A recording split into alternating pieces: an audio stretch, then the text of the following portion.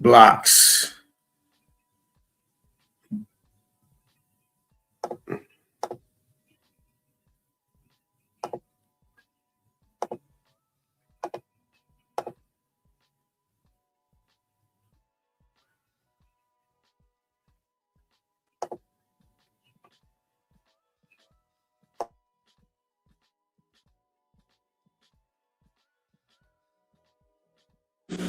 What produces electricity?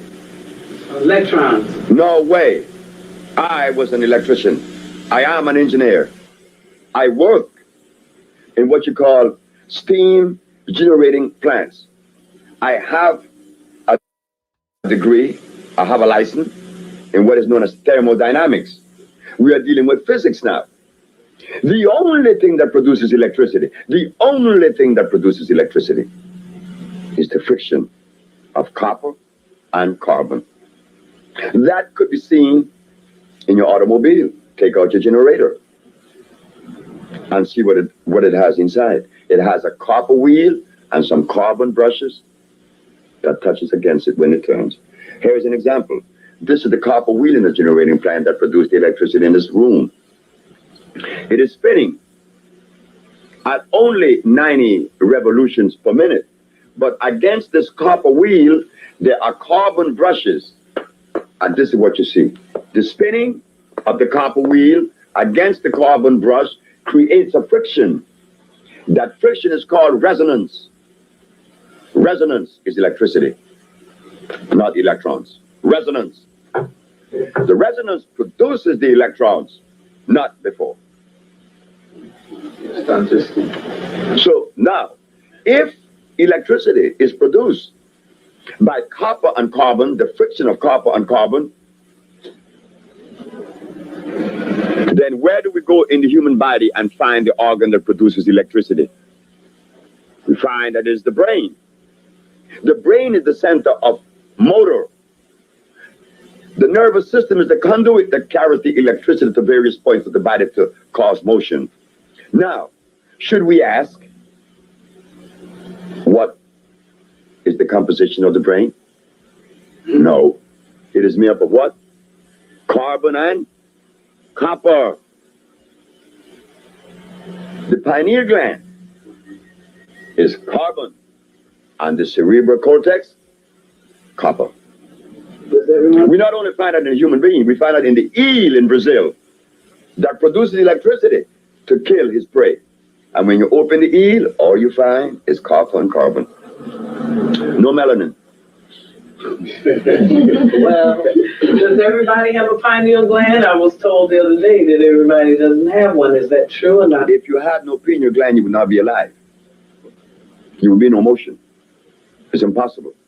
Every race has pineal glands. Not every race has thymus glands. Oh, that's different. Oh, yeah. Well, tell us about those. The thymus glands. The thymus gland regulates sex. It also maintains energy. The thymus gland also keep you childlike, non-aggressive. But in some races, the thymus gland disappears at age 8. Then one becomes violent in one movement. But now, if the thymus gland disappears in some races at age 8, principally the Caucasian, what helps one to retain the thymus gland within the biology? The presence of what? Carbon. Thank you.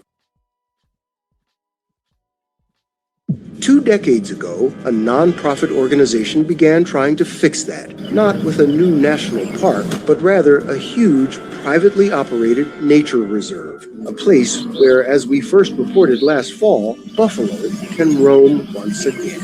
They thought it was a joke. Who dumps 5,000 wild bison into dead Texas land and expects anything but chaos? But within months, ancient trails reappeared. Forgotten rivers woke up. Rain that hadn't touched the soil in decades stayed. And then, scientists saw something even stranger. The herd was walking a map no human had shown them. What these bison did next should have been impossible. the desert that should not have existed. For most of American history, the Texas Panhandle was not a desert at all. It was one of the richest grassland systems on Earth, part of the vast Great Plains that once supported an estimated 30 million bison. Early explorers described grass so thick it brushed the bellies of horses. Rain soaked deep into soft soil. Streams flowed year-round. But by the early 20th century, that system had quietly collapsed. When settlers replaced bison with cattle, largely to meet the growing demand for beef and to establish private ranching economies, they unknowingly rewired the land's entire biology. Cattle graze differently. Instead of moving constantly like bison, they linger. They eat the same tender grasses again and again until the roots die. Over decades, native grasses vanished. Mesquite trees and woody shrubs invaded, stealing groundwater with root systems that reach more than 50 feet deep. According to Texas ALONDM rangeland surveys, some regions lost over 70% of their original grass cover by the 1970s. Without roots to hold it together, the soil hardened into something closer to concrete than dirt. Rains stopped soaking in. Satellite data from NASA later confirmed that most storms simply ran off the surface or evaporated, never recharging underground aquifers. By the early 2000s, sections of West Texas were officially reclassified as semi-arid scrubland. Ecologists quietly warned that this was the beginning of a slow dust bowl in reverse, not caused by drought, but by biology breaking down. Ranchers fought back with machines. Millions were spent bulldozing mesquite, spraying herbicides, reseeding grasses, even drilling irrigation wells. Almost none of it worked. Within a few years, the shrubs always returned. Some soil scientists began calling the land functionally dead, meaning it no longer had the microbial life needed to regenerate naturally. That is when a radical idea resurfaced from forgotten journals. In the 1800s, naturalists had noted something strange. Wherever bison herds moved, grass exploded behind them, not slowly, fast. Breaking news here in San Fernando. We just found out that the city is removing this statue honoring Cesar Chavez. An officer came up to us to tell us they were bringing in a backhoe and removing the statue. And you can see it being lifted up into the air right now. And the mayor mentioned that he is in support of more removals of his likeness, including name changes to streets and schools and scholarships. Anything honoring Cesar Chavez, he is in support of changing. Breaking news.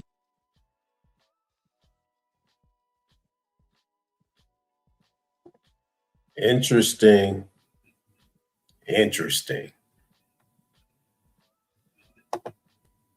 America, Argentina, and Israel voted against reconciling the evils of slavery.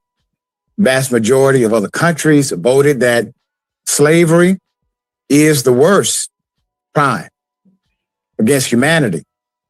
Here it is. Assembly will now take a decision on draft resolution A/80/L48 entitled Declaration of the Trafficking of Enslaved Africans and Racialized Chattel Enslavement of Africans as a gravest crime against humanity. A/80/L48 is adopted. This is at the United Nations. 123 nations affirm enslaved Africans and the slave trade, as they historically would call it, worst crime against humanity. I want to provide some context because the word enslaved does not provide the proper context for why it is the worst crime against humanity. Not only do you have the legal right, according to the affixed government of the time, to own another human being, you also have the legal right to sexually violate them and murder them, which also means that the word enslaved should also remind you of sex trafficking, human trafficking, and murder, because all of that was allowed. Now, there's 3 votes against it, and 52 nations abstained. Basically, the colonizers. All right. So they all just say, we're going to sit this one out. Just the world stage. Why provide leadership here? Here's an explanation of why the U.S. said they voted no. Here it is. I mean, talk about lying on the world stage. So they have to read a member state letter in its full capacity. Those are the rules for international diplomacy, something that Trump, Hegseth, and others would never do for another nation. Those rules are followed at the United Nations. Interestingly enough, on that same day that the vote was taken, Attorney Benjamin Crump made the argument from the perspective of Black suffrage in the United States. I was with Ben Crump on that day. Later that day, him and I did our lecture Q&A event. America.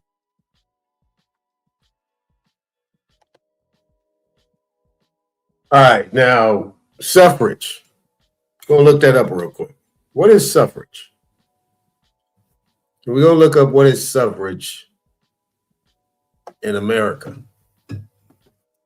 Suffrage in America.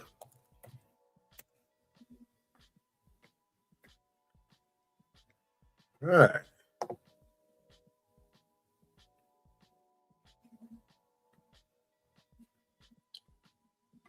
Suffrage in America. Remember what he said, Benjamin Crump said. Suffrage in America refers to the movement to secure the right to vote for various groups, particularly women, culminating in the ratification of the 19th Amendment in 1920, which granted women the right to vote. This movement involved decades of activism and struggle, with significant contributions from various leaders and organizations advocating for voting rights.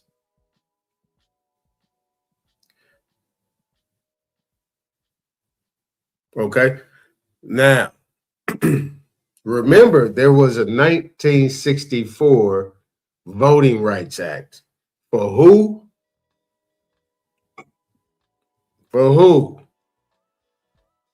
Not Africans.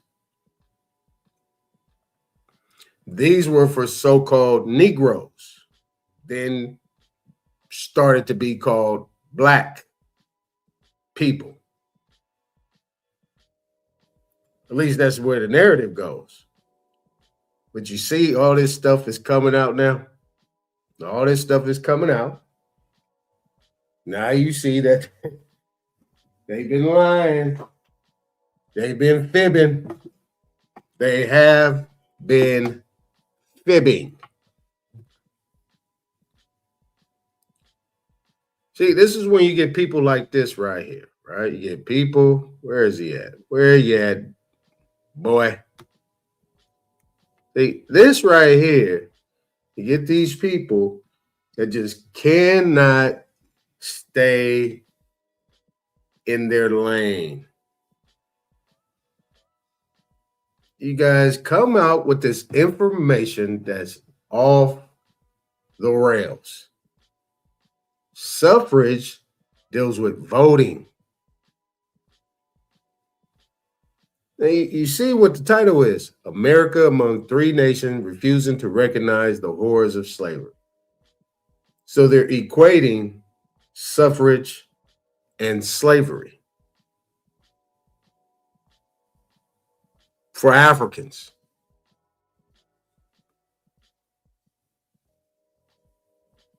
Now, as the story was told, Africans came to America by way of ship. At the bottom of the ship, stripped down, laid next to each other with no opportunity, barely fed, sleeping in their feces, so on and so forth. Then they come over here. They're not allowed to read, write, nothing. All they did was work from can't see in the morning to can't see at night. That is the historical narrative, which has been echoed by all different types of what you would consider to be Black groups. Now, the problem is these people are actually opening up their mouths and saying these things, expecting today, 2026, or even prior to 2026, 20 years ago, that people are not going to fact check this thing. So this guy is up there somber, acting, and using terms together that don't work. So basically what he's telling you and me, and anybody else that's going to listen or has listened to this, that I can tell you anything and you'll believe it because you're stupid. You don't read for yourself. You don't do your own research. You don't understand the language. You're just a dumb nigga.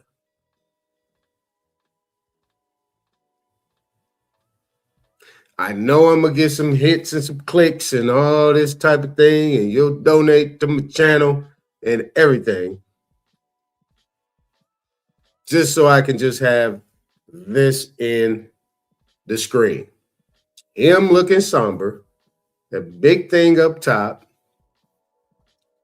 a white man at the bottom, an African at the bottom as well. Everything that's dressed up to make you react in a certain way, or what's these other words? Gaslight, whatever these other words are. But let's continue. Let's go over here to suffrage. Let's see what we got going on here. Now we got key milestones in women's suffrage. 1848, Seneca Falls Convention. 1869, Women in Western Territories. 1913, the first Women's Suffrage Parade. 1919, Congress passed the 19th Amendment, granting women the right to vote. What women? When so-called Negroes / Black people had to bring in the Voting Rights Act. 1920, the 19th Amendment is ratified, officially granting women the right to vote. Key figures in the movement: Elizabeth Cady Stanton, Susan B. Anthony, Alice Paul. See what these women look like. Let's see what these women look like.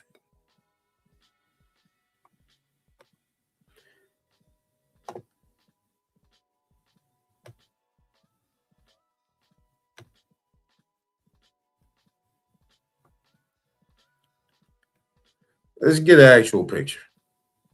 Not a painting, a picture. Elizabeth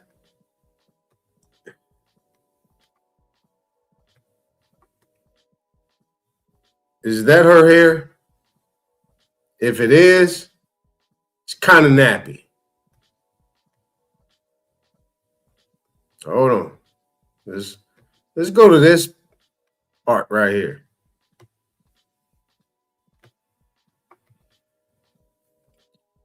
That looked like a sister right there. Dark hair, kind of kinky.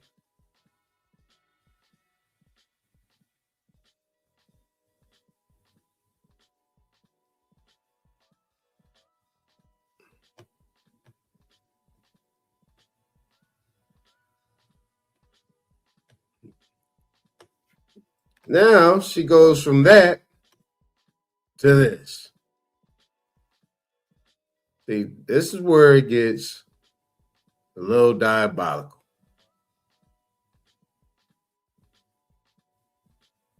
Goes a little diabolical. Let's look up another picture. Let's see what this picture looked like.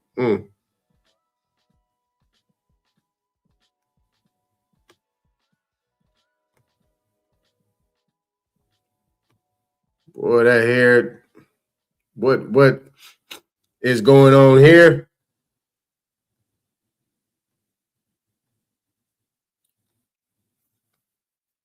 Uh-huh. Now let's go to the straight Wikipedia thing. Let me see if I could dissect this for y'all. Elizabeth, let's see, 1815 to 1902. Lived a pretty good life, I would say. 87 years old. Right? She was the main force behind the 1848 Seneca Falls Convention. Now, if you guys don't know, Seneca Village is what is now known as Central Park in New York. You still have Seneca Falls, New York, right? There's people called the Seneca people in New York. Okay? The Seneca people. Look them up. Let's see where she went. Okay, we don't need to care about nothing like that. Okay, after the war, Stanton and Anthony, that's Susan B. Anthony, were the main organizers of the American Equal Rights Association. Not African, not white, American Equal Rights Association. So this was to secure equal rights to all American citizens, especially the right of suffrage, irrespective of race, color, or sex.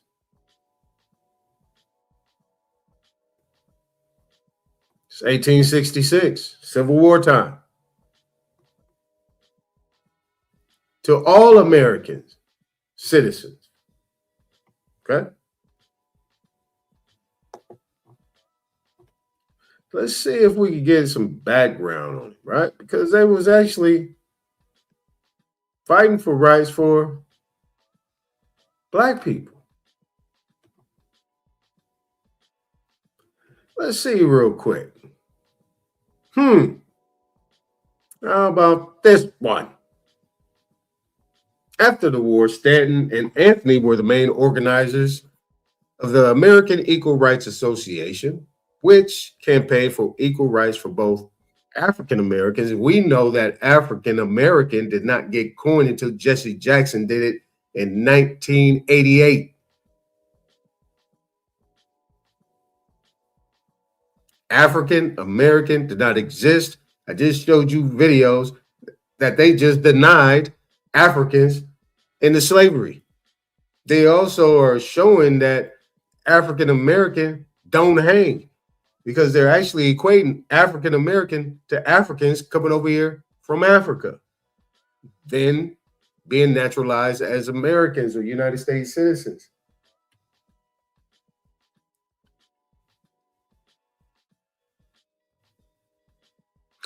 When the 15th Amendment to the U.S. Constitution was introduced, and we could do a quick one on that. 15th Amendment to the United States Constitution prohibits the federal government or any state from denying or abridging a citizen's right to vote on account of race, color, or a previous condition of servitude. Again, why do we need a 1964 Voter Rights Act for Negroes? Huh? See, this is where you got to get to the point where you got to put all the stuff to the side. If you're not doing your research, if you're not looking up some of these things or what these people saying. If you don't understand what they're saying, that's on you. They basically tell you, we tell you anything. We tell you the sky is blue. And nobody knows the sky is really blue. We tell you the sky is purple. We'll piss on you and tell you it's raining. We'll shit on you and tell you it's snow. All right. I digress.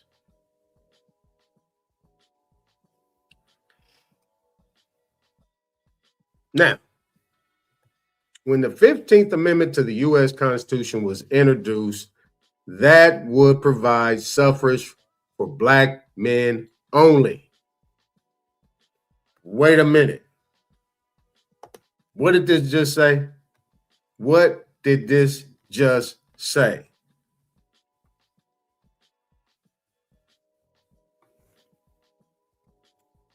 Women's suffrage. Suffrage is dealing with women, secure voting rights for varied groups with a significant focus on women's suffrage. Significance. What is Wikipedia saying? Something different.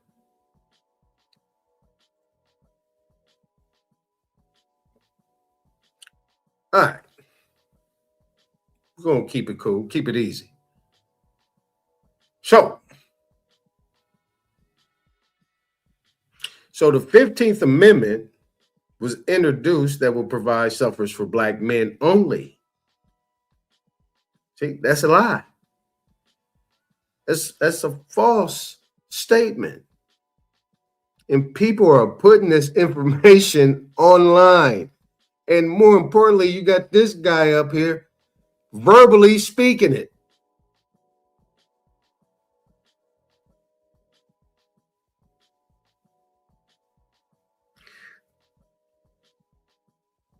All right, let's move forward. They opposed it, insisting that suffrage should be extended to all African Americans and all women at the same time. That's not true. This says various groups with a significant focus on women's suffrage. That's not true. And you see the guy has his head down, right? See how he got his, see where he at? See how he got his head down?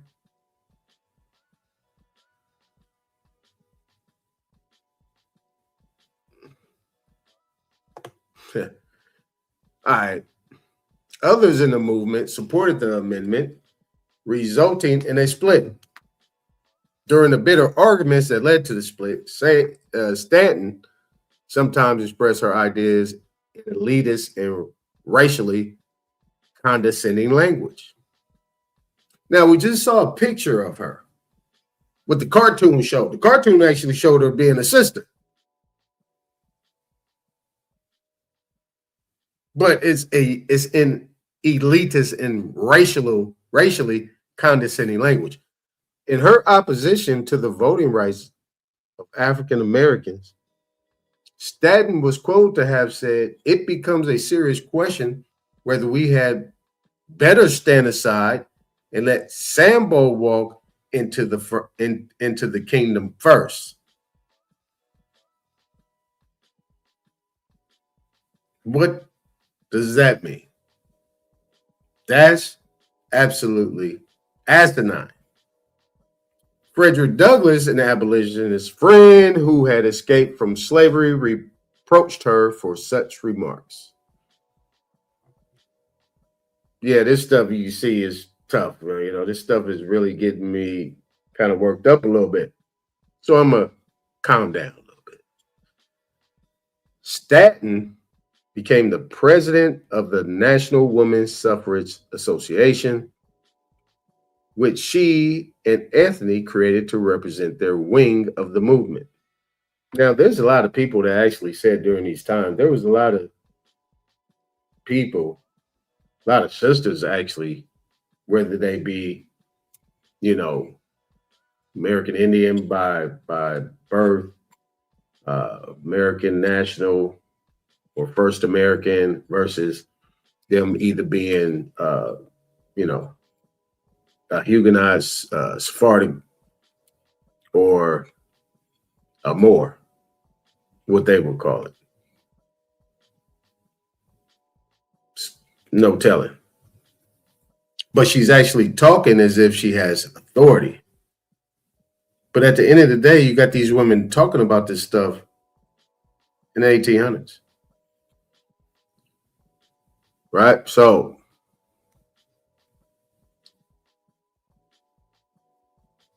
let's go down here a little bit. Let's see what her childhood is. Elizabeth Cady was born in the leading family of Johnstown, New York.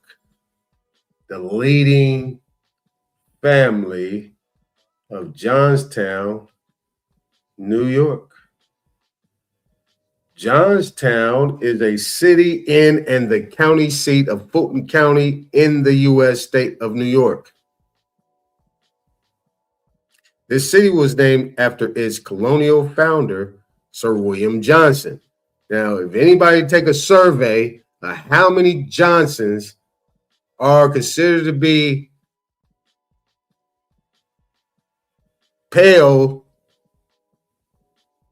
skin in nature versus how many Johnsons y'all know that are not.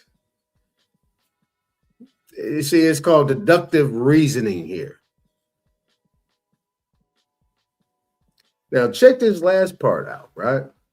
Sir William Johnson, Superintendent of Indian Affairs for Britain in the province of New York and a major general during the 7 Years' War in North America.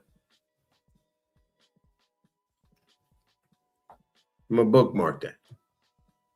Go open that link, put it to the side, go bookmark that. Superintendent of Indian Affairs. All right. Here we go.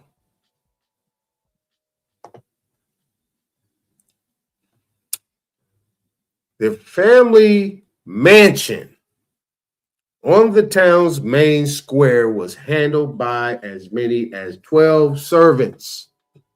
Her conservative father, Daniel Cady, and watch this. Blam. Who would have thunk it? Was one of the richest landowners in the state, a member of the Federalist Party. He was an attorney who served one term in the U.S. Congress and became a justice in the New York Supreme Court. Her mother, Margaret Cady, and when you see the knee like that, that's her maiden name, Livingston. Margaret Livingston.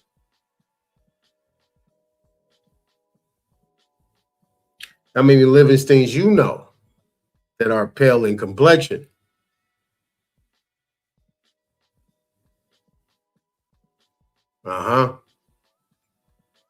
Think about some famous last names, some Livingstons.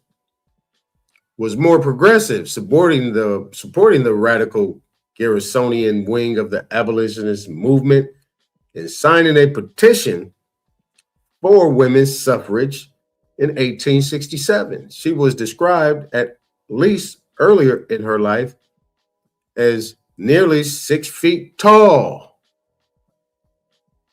strong-willed, and self-reliant. Sound like a sister. She was the only person in the household, not in awe of her husband, who was 12 years her senior. Her aunt, Sarah Cady Eaton, was the second wife of botanist, geologist, and educator Amos Eaton. Boy, look at these names. Uh-huh. Uh-huh. Who was among many other interests a proponent of scientific education for women. Amos Beebe Eaton, Hezekiah Hulbert Eaton. See these names? See these names? And other of her Eaton cousins shared her father's interest in botany. You remember George Washington Carver was a stone botanist. If you don't remember, Benjamin Banneker was a botanist as well. Everybody know Benjamin Banneker was a brother. Botanist. Stanton was also related to the Eatons through her older sister, Harriet Eliza Katie Eaton, who married her first cousin. Look at that. Who married her first cousin, Daniel Katie Eaton, and therefore Stanton, the aunt of their son, Yale art historian Daniel Katie Eaton.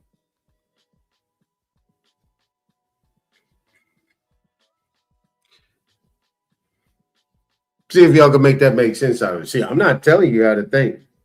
I'm just saying. There's always two sides to the coin.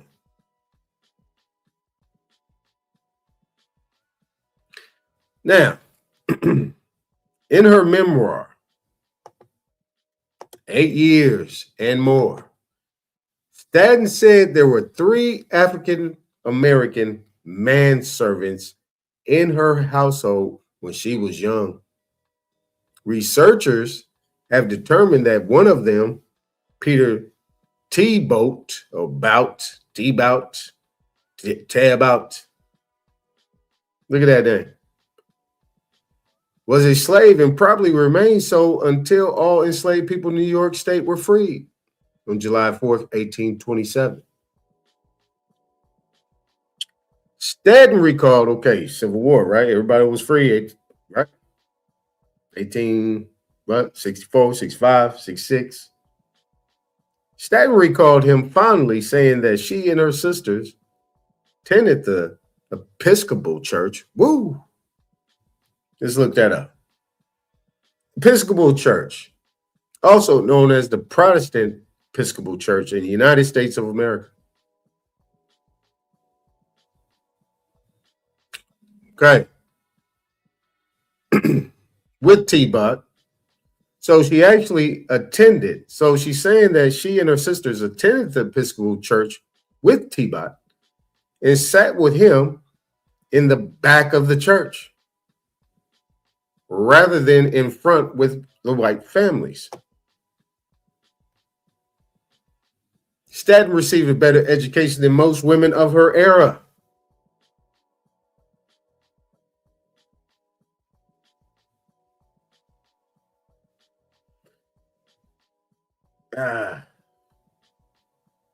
Don't need to say any more than that. Now, what we're going to do now, well, I tell you, let's go to Susan B. Anthony. This is the famous Susan B. Anthony. Let's go here. Who was she?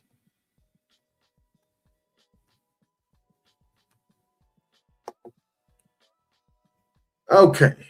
Born into a Quaker family. Now, people know, give you a quick example. If people know who Paul Cuffey is, he is known to be a so-called black man who actually was married to a Pequot woman whose mama was Pequot and whose daddy was Wampanoag. And that is indigenous names here in America of people. Had ships, married time, did a lot of big business, big money up there in New York, on the East Coast. So he was a Quaker. He was a part of the American Colonization Society. Now check this out. Born into a Quaker family committed to social equality, so was Paul Cuff. She collected anti-slavery petitions at the age of 17. In 1856, she became the New York State agent for the American Anti-Slavery Society. Okay?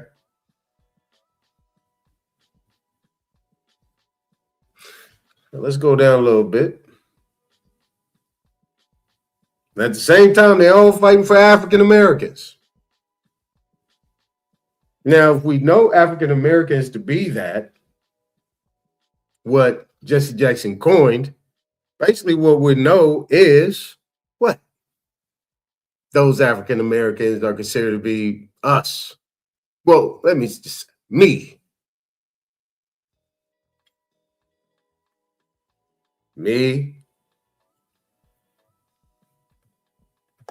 So we say,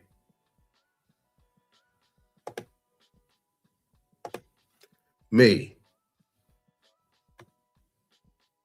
Now, under the circumstances, right? Wait, wrong one. There we go. Let's go to the smaller one.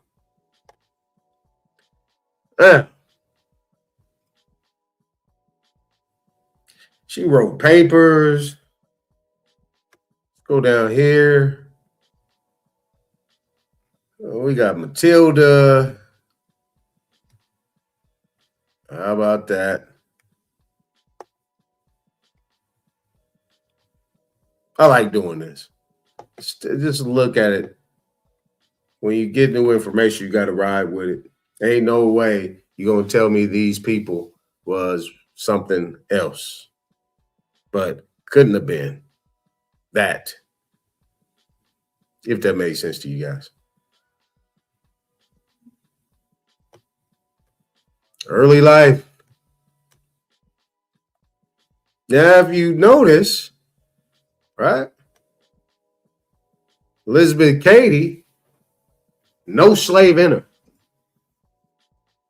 If you understand the 1492 situation, right, what they consider to be the Spanish Inquisition, and a lot of people were expelled out of Western Europe and parts of Northwest Africa, that was the end of the Moorish Empire. That is common knowledge. Everybody knows that the Moorish Empire consisted of what you would consider to be, quote unquote, so-called black people. In 1492, a man going by the name of Christopher Columbus, allegedly, sailed under King Ferdinand and so on and so forth. If I got the names correct, cool. If I don't, you can correct me. Came over here into America searching for something under this new regime. Now, if you understand the background of the Spanish Inquisition, then you would know that those people had a period of time to bounce, convert, or die. Those are three options. Some people escaped before the Inquisition, before they got tarred and feathered and got put on the stand and was, pretty much had what you would consider to be a tribunal. Some of them escaped. A lot of them went to Scotland. Some went further east, Germany. Some fled up into, the interior of West Africa. Some, quite a few, came over into America. Some of them stopped through the Canary Islands and then head through. This is why you got a big population of people, like you said, Nova Scotia and Canada, and then work their way into the interior of what you consider to be the heart of America, which they call North America. But really, it's not North America. That is really Central America. North America is Canada. Now, this is just me talking. Now, if you know that and you have an empire that's been moving around for thousands of years, you have pyramids that were created in the Americas over about 5,000-6,000 years ago. So you're talking about 3,000, 4,000 BC. They like to early date them in 23, 2,500, 2,800 BC. I think they're a lot older than that. But nevertheless, they were built in the BCs. And that's before Christian era. It's not before Christ. It's BCE, before Christian era.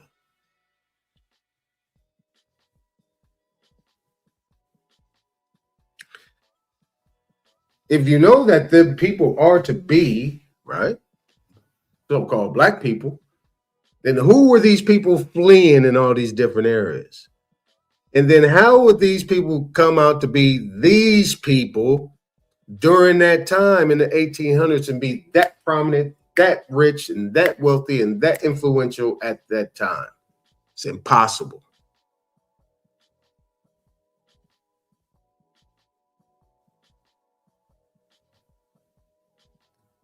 So, let's see.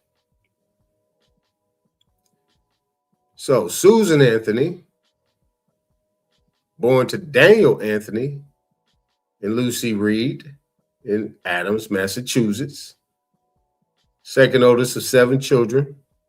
She was named for her maternal grandmother, Susanna, and for her father's sister, Susan. In her youth, she and her sisters responded to a great craze for middle initials. Okay. Let's see what else. Her brothers Daniel and Merrick moved to Kansas to support the anti-slavery movement there. Merrick fought with John Brown. That not him. Against pro-slavery. It's my opinion. Not him. I mean, Kansas, that's like in the middle of the heart of North America. That's like in the middle heart of North America. Kansas is right next to Oklahoma.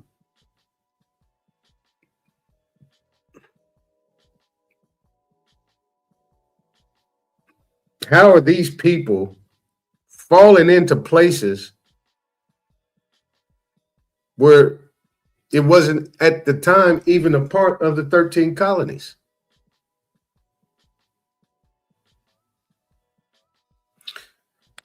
Maybe it was after a later time.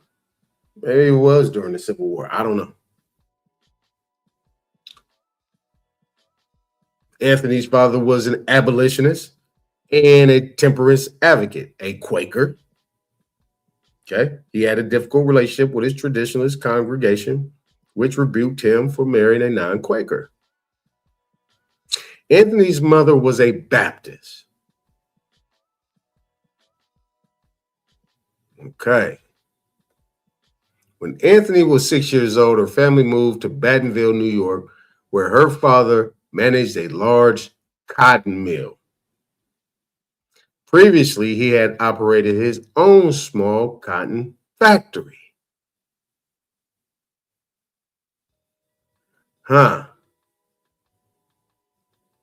Okay. Now, here's what we're going to do. Let's take a look at Paul Cuffey here. I actually did digress a little bit. I'm keeping that. I'll come back to that too as well.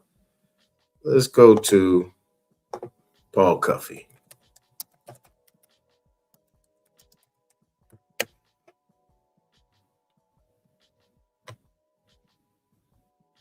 Now, you guys can look at this guy right here. This is Henry Louis Gates, the one that did the DNA stuff, the blood, and the tracing the lineage and backgrounds of everything, right?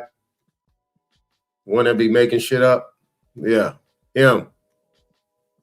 100 major facts about the Negro. Who led the first Back to Africa effort? The person who spearheaded the first black initiated back to Africa effort in U.S. history, according to the historian Donald R. Wright, was also the first free African American to visit the White House and have an audience with a sitting president. He was Paul Cuffey, a sea captain, an entrepreneur who was perhaps the wealthiest Black American of his time. No, he's probably the wealthiest American at that time. But let's break down this paragraph. Right? This is titled The African Americans.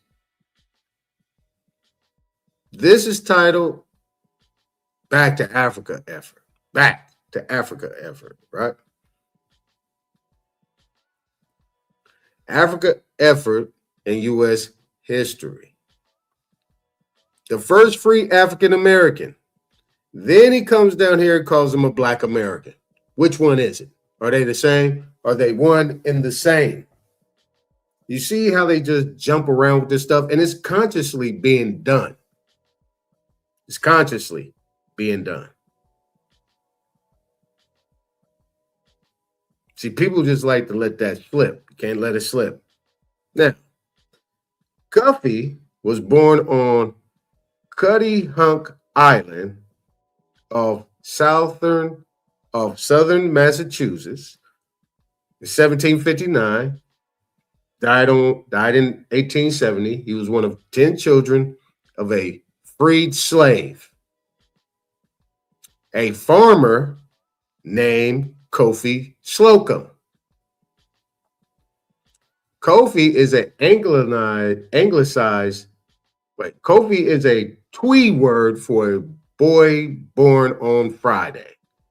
So we know that he was an Ashanti from Ghana. You see, he got that in parentheses.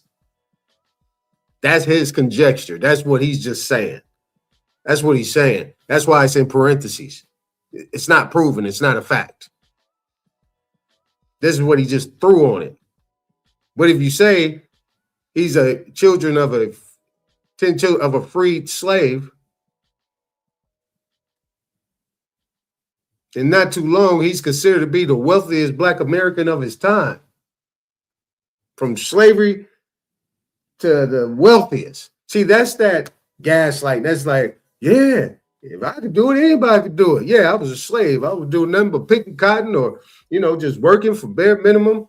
Barely had any clothes on my back and shoes on my feet.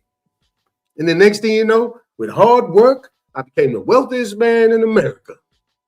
The wealthiest Black man ever in America. Right. Right. You guys type it in the chat. I'm not looking right now. Let me get through this. Make that make sense. The narrative is can't see in the morning, can't see at night, and you have a specific time. And you're talking about the 1700s, and you're talking about his father that was probably born in this early 1720s. Probably in the 1730s. They started having children young. So that is right before the United States of America and during the time of the Continental Congress forming and in the relationship of these 13 colonies.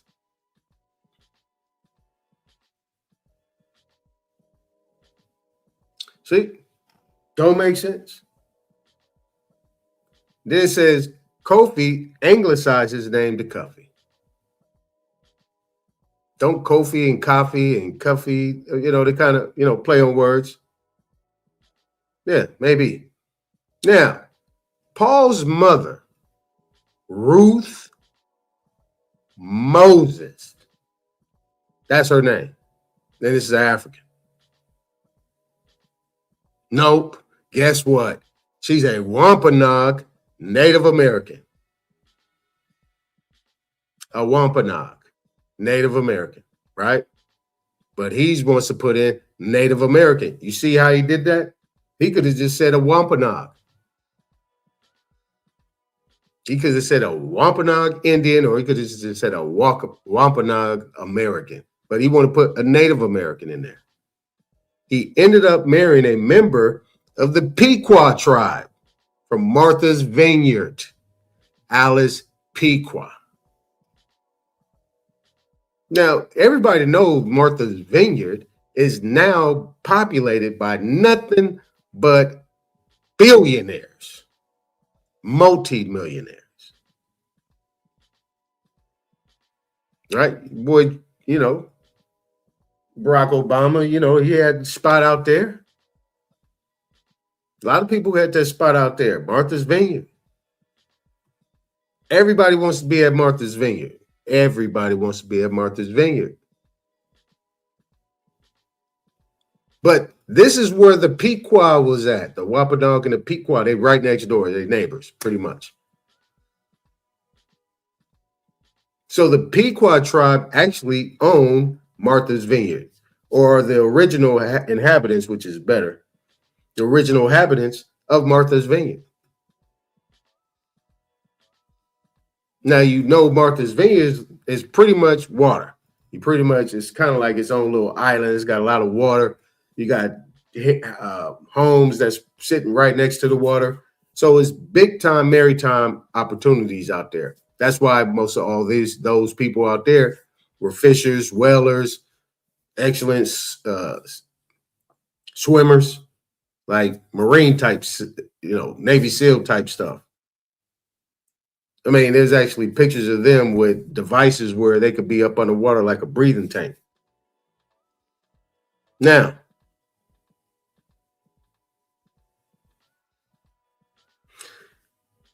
in 1766, Kofi purchased a 116-acre farm.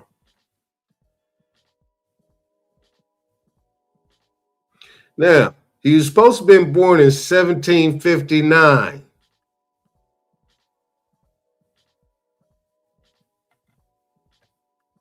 But in 1766, he purchased a 116-acre farm. That's 7 years. He's 7 years old.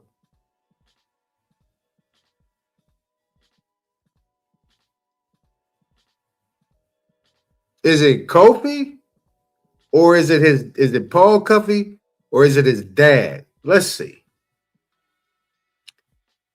So his dad, which was the freed slave, right? He was the freed slave. In 1766, when his son was 7, he purchased a 116-acre farm in Dartmouth, Massachusetts. Now, everybody is familiar with Dartmouth College, right? It's an Ivy League school, right? Very major. Very major. He's got 116 acres farm on Buzzards Bay, which he left upon his death in 1772 to Paul and his brother John. When I looked at it, I saw that was his dad. When his father died, Paul changed his surname from Slocum to Cuffey. And began what would prove to be an extraordinary successful life at sea. Starting as a whaler, then moving into maritime trading, Paul Cuffey eventually bought and built ships, developing his own maritime enterprise that involved trading the length of the U.S. Atlantic coast with trips to the Caribbean and Europe. This guy, a descendant of a freed slave who bought 116 acres at Dartmouth, Massachusetts, who married, talking about Paul Cuffey, a Pequot woman whose people are the original inhabitants of Martha's Vineyard. Make that make plenty of sense. Aton, I will. I think that's self-explanatory. Common sense, right? but he was also politically engaged. In 1780, he, his brother, and 5 black men filed a petition protesting their having no vote on influence in the election with those that tax us, because they were chiefly of the African extraction, as his biographer Lamont Thomas reports. Yeah, right. Now you know damn well that's not true. The bottom line is, you know, these people were Indians because Indians could not participate. But at the same time, they was getting taxed. They was like, if we tax, we want to get involved. And that was the issue. Say you taxing us, okay, yeah, you taxing us, we doing business. Yeah, you're going to get taxed. But as the individual, that's something different. But he's saying that they protesting, they're having no vote on influence. They're having no vote on influence in the election with those that tax us. Remember, no taxation without representation? On the other flip side of it, you're not voting because you're not considered to be a United States citizen. You're doing big business, right? Big business. And you worried about being taxed and voting? Why you think you ain't got your land now? He was jailed, but got his taxes reduced.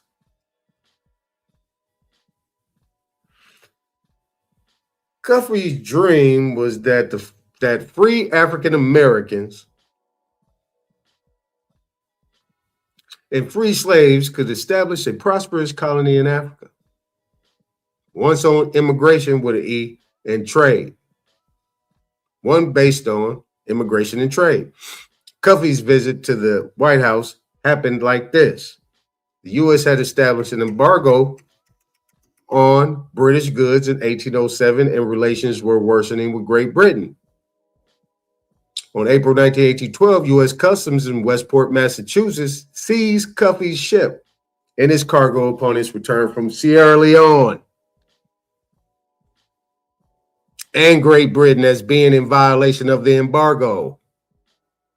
When Customs refused to release his property, Cuffy sought redress directly from President James Madison. Boy, it's a major player right here. On May 2nd, 1812, he went to the White House, where he met with the Secretary of the Treasury and with Madison himself, who greeted him warmly and ordered that his goods be returned. Madison queried Cuffy about his recent visit to Sierra Leone and his ideas about African American colonization of the new British colony.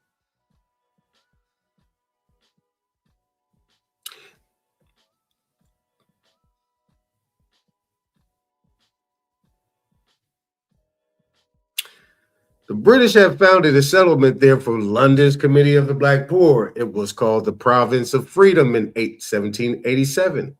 Then Freetown was founded as a settlement for free slaves in 1792, the year when the Black Loyalists, including George Washington's former slave, Harry Washington, yeah, right, arrived from Nova Scotia. In 1808, Sierra Leone became a colony.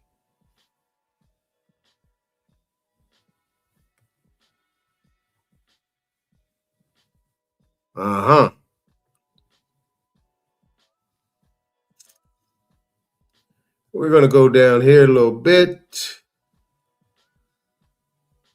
We can go down here a little bit.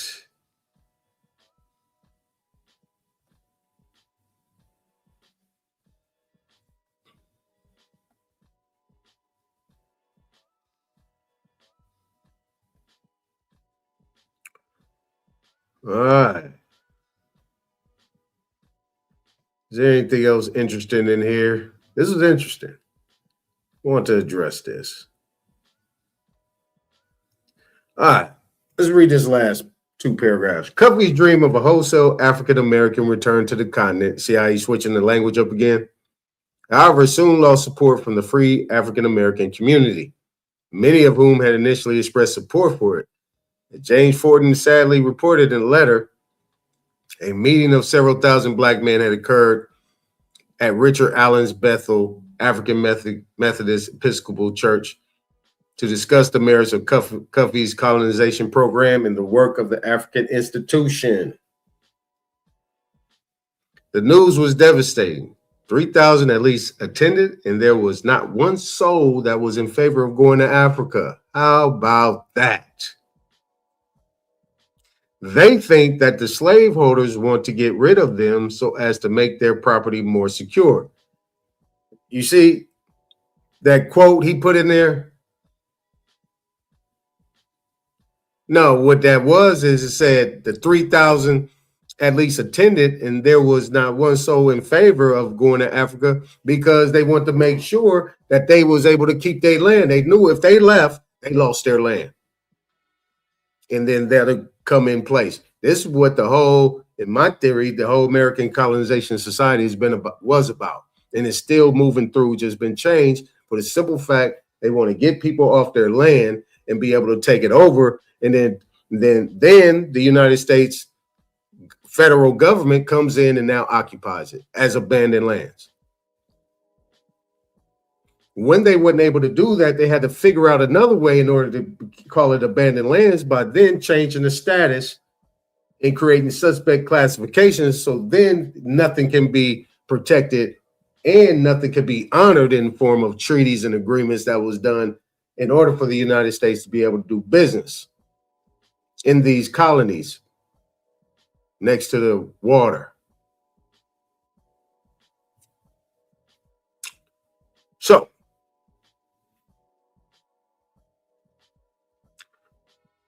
when Paul Cuffey died just a month later, right?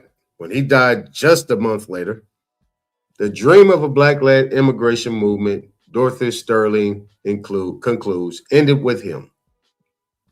No, it didn't. However, the cause of black immigration could be taken up by a succession of black leaders. See? Henry Highland, Garnett, Bishop James T. Holly, Martin Delany, Bishop Harry McNeil, Turner, and of course, Marcus Mosiah Garvey. Now, he said, of course.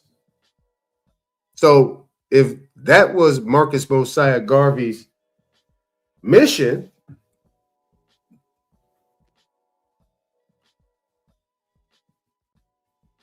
hey, now that is in a nutshell. Now that's just one person that is highlighted. That's a big highlight right there. Now you see the connection with all these people. Now,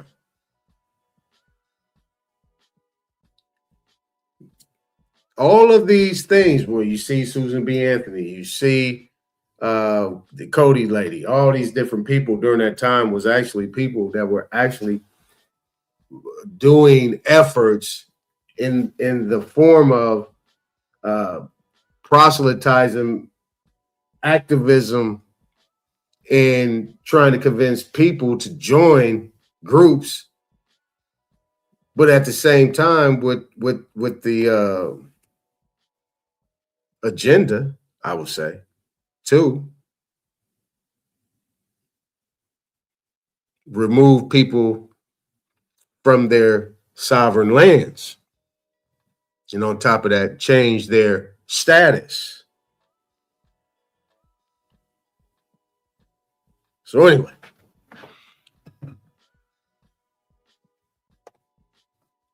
let's take a look at the what we got going on here. What do we got going on here? Who we got up in here? Hey, Tight Sam, what's going on? Break it down, coach. All right. What's going on, Nate? Who we got up here? That's cool. Tight Sam, one of these days you're gonna have to come up here, man. We gotta build. We have to build. Nate, what's going on? What it do? Hey, man, appreciate y'all being here. Big Dog Philly, always. Copper Draco, Richie Rich, everybody else. that haven't commented yet. All right. So, I did good, huh, Ty Sam? You like that? Appreciate you. Appreciate you. I've been waiting. We're going to have our time for that. We're going to have our time for that. But I don't know if these cats want to come up here and talk about that type of stuff. I don't know if they want to battle that. I don't think they want to battle that. Now, I did take a corner, turn the corner. We're going to finish off with these things we got with his somber, fake-looking self.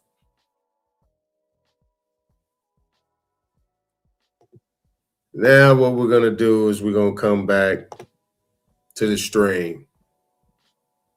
We're going back to Stream Avenue.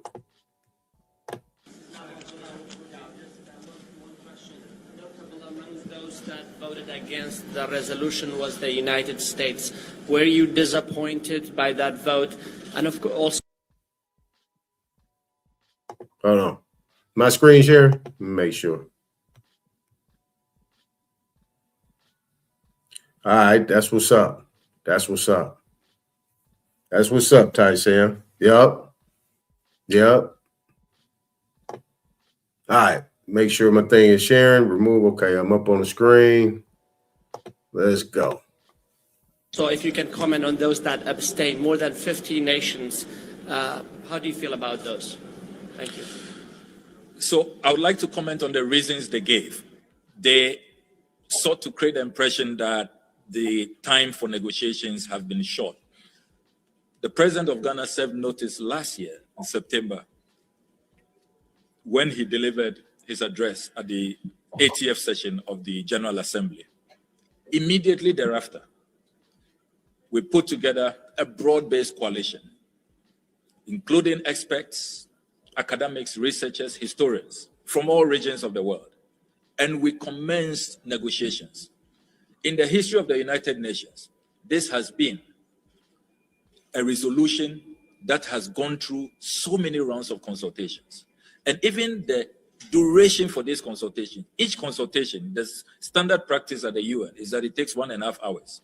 We allocated 3 hours, twice the time, and had multiple rounds of negotiations. So there are some that to us, it is clear that even if we gave them 50 years, they would say that the time is not enough. But we can no longer wait.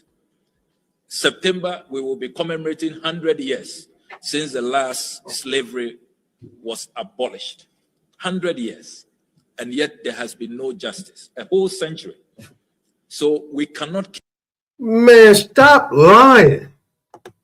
What is he talking about? Look, listen. The only thing that they can complain about is to France and other people, whatever, British or whatever they speak, right? The British people. You can complain to them. I mean, and the only thing that you have is the fact that there was resources being used and maybe you was taxed and maybe you didn't get no money. You can't talk about slavery in that sense. Only thing you can talk about is involuntary servitude and peonage. You can't talk about anything else. And ask for money. But if you are a colony of the British, then that means that you are subject to the British. Keep it a buck. That's it. If you guys got into a deal, right? You telling me that everybody that has been in place at this point in time that ran Ghana or any other of these West African countries, these colonies, these West African colonies.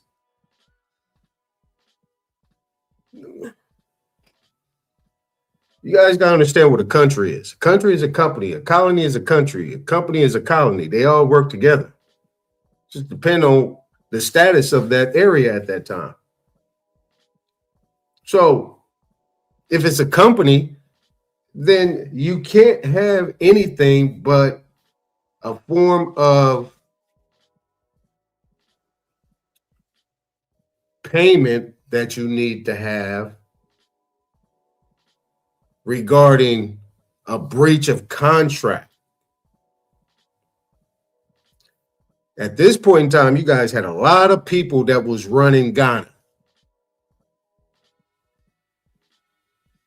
A lot of people that was running Ghana that was actually working with those people. So why are you talking to the British people and not talking to the people that actually that assisted in putting you in that position?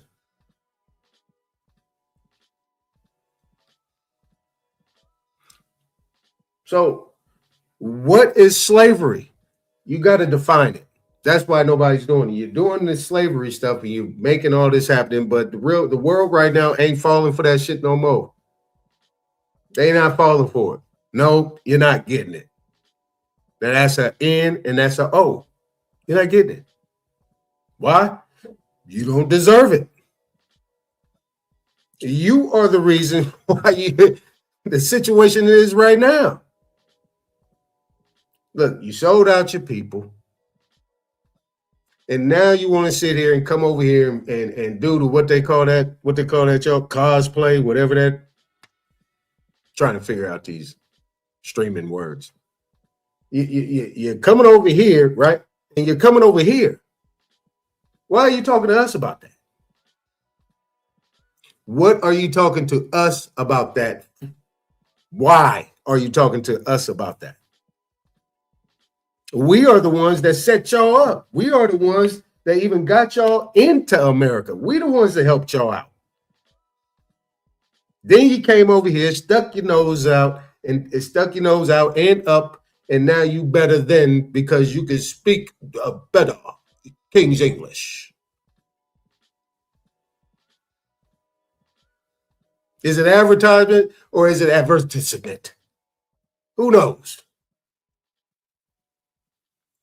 Now, under the circumstances, what situation you got yourself into is a situation that you got yourself into. But stop coming over here and talking to us about it. We got our own issues we're trying to deal with right now. The first thing you could do, and then we'll consider it, is if you open your mouth and say the whole West African slave trade was a lie. And the story isn't the way it's supposed to be. And it is a lie. Then you say, well, it didn't happen like that. It happened in reverse. No, goddammit, it's a lie. Period. What's happening, Darvis? It is a lie. It didn't happen at all. Get the story straight, and then we can meet in the middle. Because the only way you're going to be able to be successful if you come correct. You're not getting our help. That's out.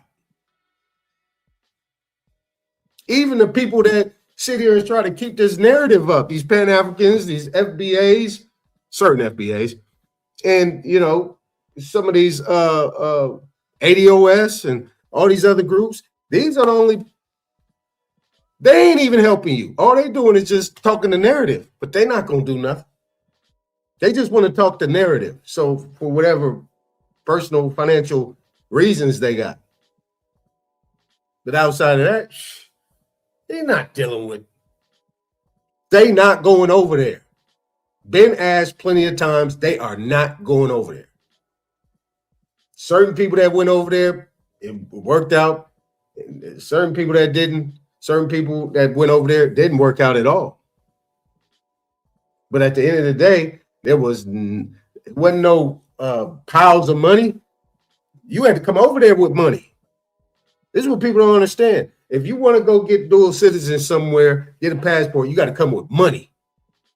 You ain't just coming over there lamping like that. You got to come with money. You got to bring something to the table. Stop the cap.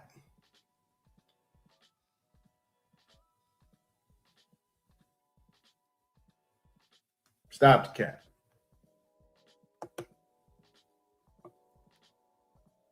I don't get it. What up, J-Dub? Davis. What's going on, my brother? All right, let's continue with this crazy. Remember this.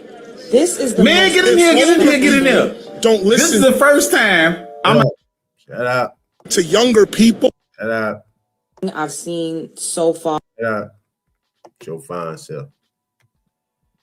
Keep waiting for those who do not want to reckon, who do not want to come to the table with urgency and with acknowledgement that this is a matter that can no longer be swept under the carpet. So we disagree with the notion that there was no time for negotiations. Secondly, the claim they have made that we are seeking to create a hierarchy of crimes. We have stated clearly that it is not about hierarchy. We are only speaking to a historical fact. Never in the history of mankind have we had such a systemic crime.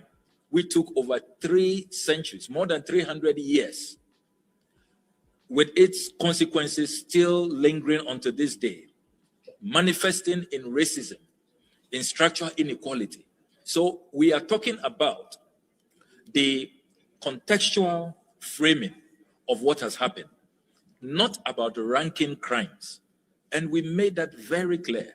So we are clear in our minds that some are just deliberately stonewalling and introducing red herring. But what is fundamental, which nobody can deny, is that more than 12.5 million people were forcibly removed from the continent. More than 3 million people died, were tossed into the transatlantic ocean, which is a mass grave site. And in our country, Ghana, we are currently... Shut up!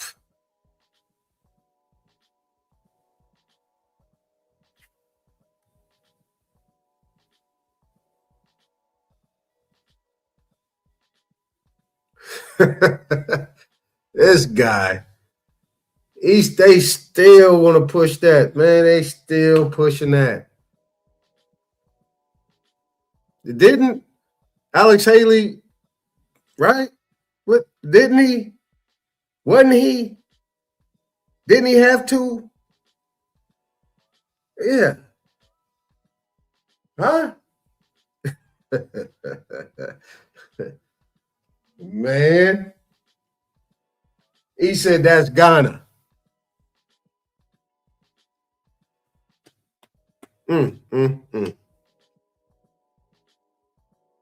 Wait till I get in this bag.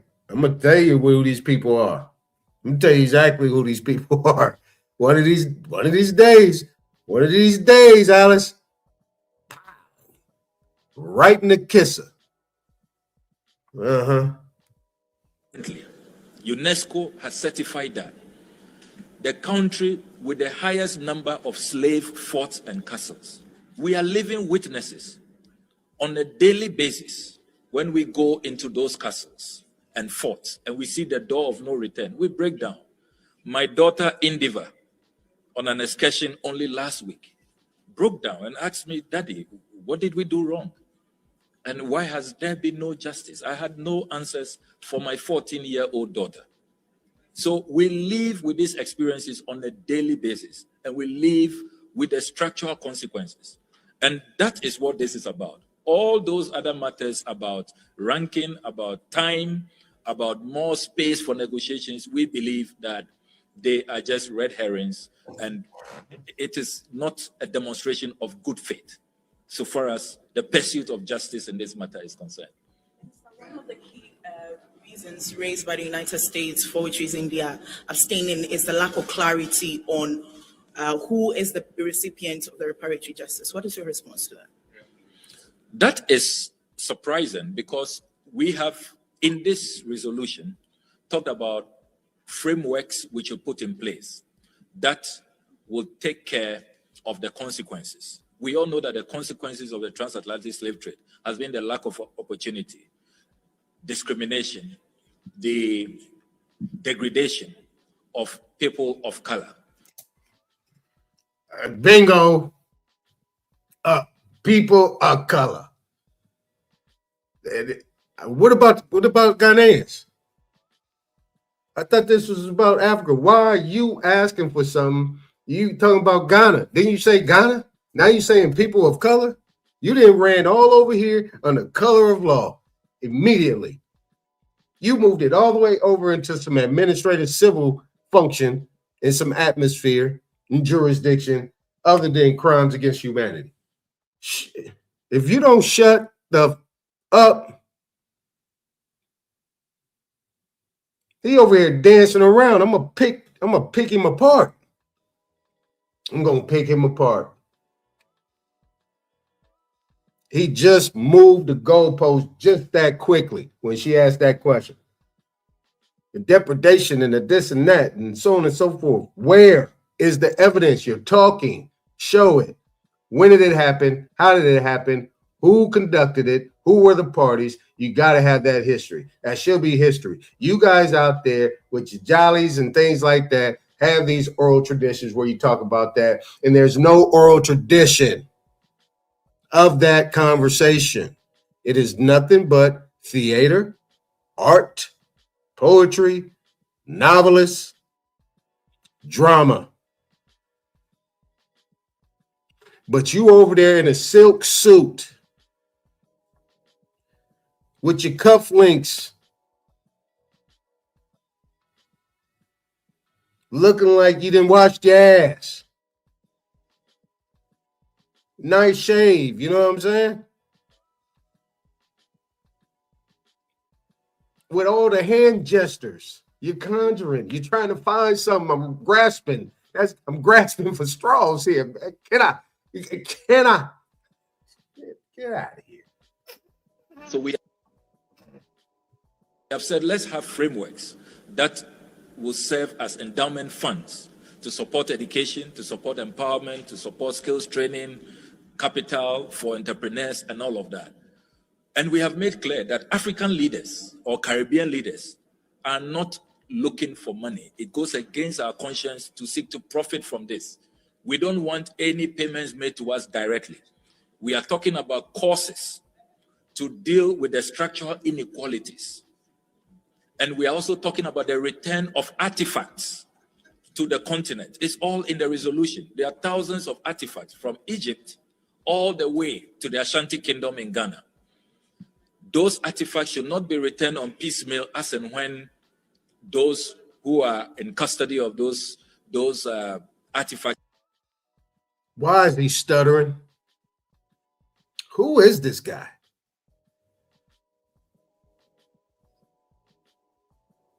Who is this big head, no neck,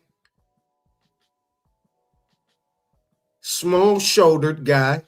His head bigger than his shoulders, man. I mean, what? Who is this guy? He is stuttering. He said from Ghanaian Ashanti Empire to Egypt.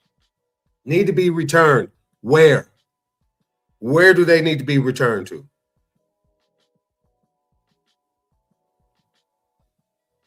Another question.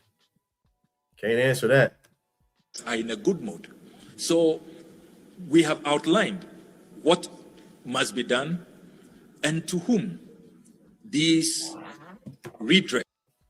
Look at him. I ain't gonna stop it again. Well, I might. Look at his hand. What, moving his hands around and he trying to. I can say something, but I can't say it all. Where do they need to be returned?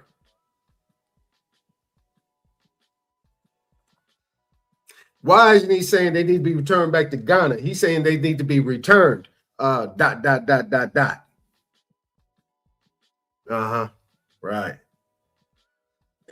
Should be addressed to. So again, it is totally wrong for a claim to be made that there is no clarity about who benefits from reparatory justice. Look at it. Look at his head. Look at it. Look at it. Look at it. Yeah, who? Who is supposed to get that? Who is supposed to get that? Where are those artifacts to be returned? So now you know they haven't been destroyed. They still haven't. Mm-hmm. ... Mm-hmm. Right. Let's go back to Big Head. Let's go back to, let me take myself off the screen. Yeah, let's go back to Big Head. Okay. Congratulations on Thank the you. overwhelming victory in the General Assembly. I know you're busy, so I'll make it quick. what message does this resolution, this draft that has now been adopted, send to other people outside Africa right now that are fighting for reparatory justice? This resolution sends a very clear message that the international community would brace yourself. No longer tolerate impunity, that the international community stands for justice, that the international community and our multilateral system we have erected, no matter how long it takes, the day of reckoning will come. And so all of us as leaders should be That's right, Tamila. mindful of our actions and our policies, that once we violate the rights of others, once we engage in impunity, in acts of injustice, the day of reckoning will come. To me, that is a very, very profound message that the UN is sending to the world today. Let me take the last one. Stefan Makarabush in New York. Did you have, in this process, did you have any contact with African American leaders here in this country, especially in Congress? Did you have any contact? Yes, we did. There are no, African American leaders. Who nominated them leaders? Number one. Number two, which should have been number one, who are they? Step forward, please. I think we all want to see. I really think there's a group of people that really would like to meet you. Personally met with the Congressional Black Caucus. I met with the NAACP. I met with the NAN of which is led by Reverend Al Sharpton, and I am.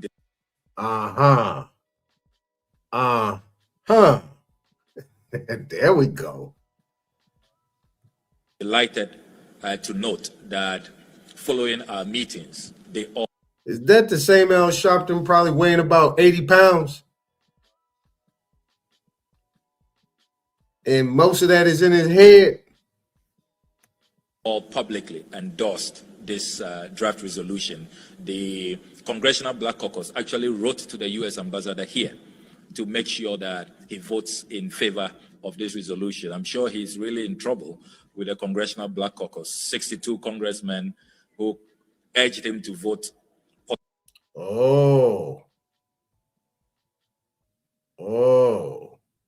gonna let him finish. Positively, and he's defied them. I don't want to be in his shoes today. There was also a statement of endorsement yesterday from NAACP. And I also note that a lot of Black members of parliament, particularly in the House of Commons, the MP Belle Ribeiro, she has also done a phenomenal job in mobilizing the House of Commons in support of this resolution. So we've had a very broad-based coalition, and we thank them very much for the support, the pressure that they all brought to bear. Yeah, right. Now,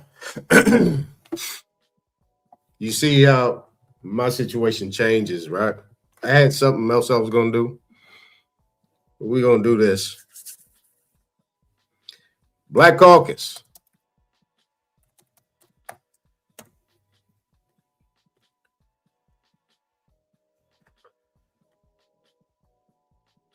Let's go to the members.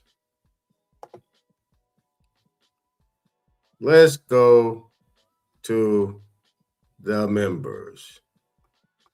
About us. Leadership. Here we go. There we go.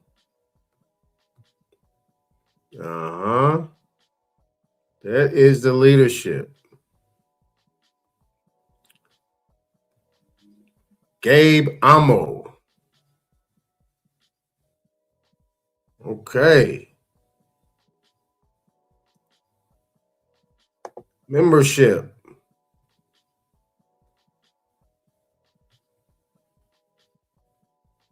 Mm-hmm. Here they go. Here they go. Here they go. Oh, look at all these people. These are famous faces of people. Uh-huh. Here they go. There they go. Uh-huh.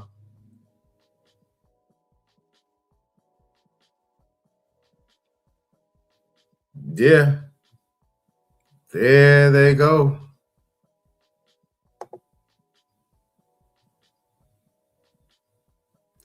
Here they go by your state. Uh-huh. There's California, Colorado, Tether, as you guys like to say.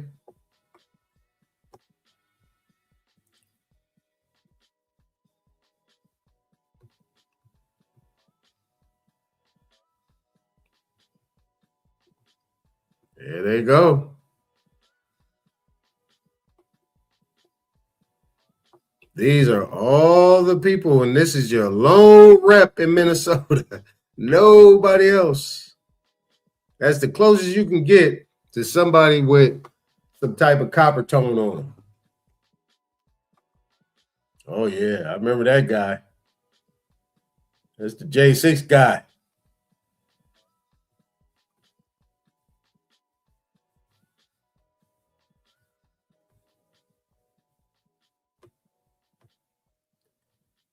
Yeah, there they go. There they go. Holla at them, man. They in your town. They in your state. Holla at them. Uh-huh. I think they took out all the white people. I did one thing. We looked them up one time, and there was some white people in there. And these people were leaders of there. They have hit them. They actually changed their website. This website is totally different than what it used to be. Totally different.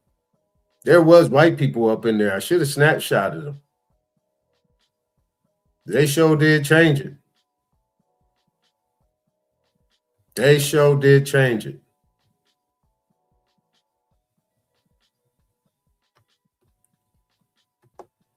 Where is it at? Where is it at? Hey. Let's go here.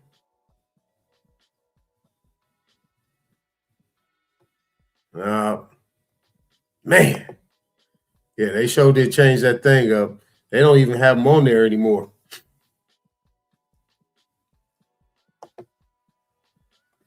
Let's look up. Let's go here. Let's see. Let's see here. About.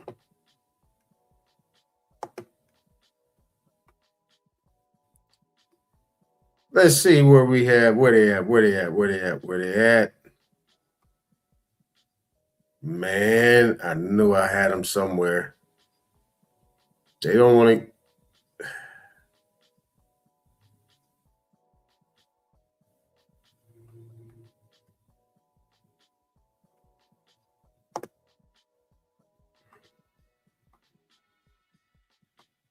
Boy, they sure is hiding it. Hold on, let's go back here. Let's go back here. Leaders.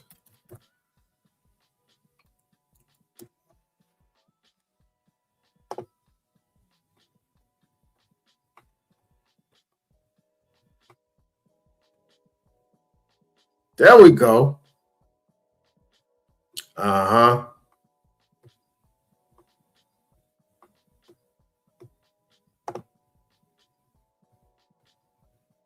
Board of Trustees. These are your names. Look, you can't even click on them.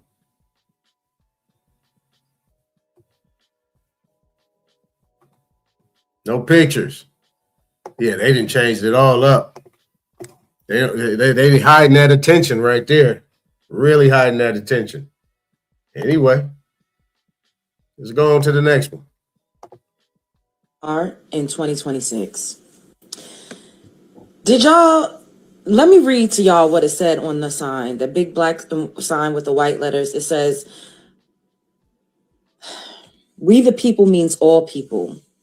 And it says at the bottom, Immigrant Defense Network. This is All Lives Mattering Us. And it's done at the hands of people of color and deeply melanated immigrants. The Somali community has assembled immigrants, Latinos. I've seen a few European immigrants up in there, and immigrants from all over the world to hijack the civil rights movement. If this is not utterly disrespectful, disgraceful, and dangerous to you as a Black American, then you need to wake the fuck up. Sister. And she goes by, I think, Love Jones or something like that. She's on TikTok. A little cutie pie. She got good stuff, too.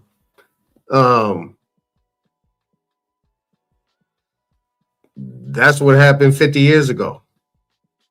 60 years ago, I should say. 60 plus years ago. This was the same thing. You see how they remixing it? See, this is the setback. This is where you're getting into the setback of things. It's good these people are calling it out. But eventually, it's going to have to be addressed in person.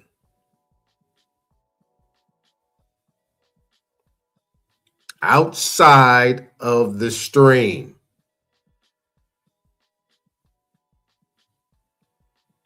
Not having people on panels arguing with each other about this, that, and the other. Set up, well, I should say, facilitate. You got to be able to walk into these spaces. I mean, they're out there. And on top of that, they're not doing this for free. This all-inclusive kumbaya, this is out the door. These people are here to replace you. They are here to replace you. Now, No, they're not. These people are here not to replace us. They're here to occupy our space. Can't replace us. They're here to try to entice us to follow them. And then be a part of that so that way they can assimilate and blend in. But as you notice, sister, ain't nobody out there.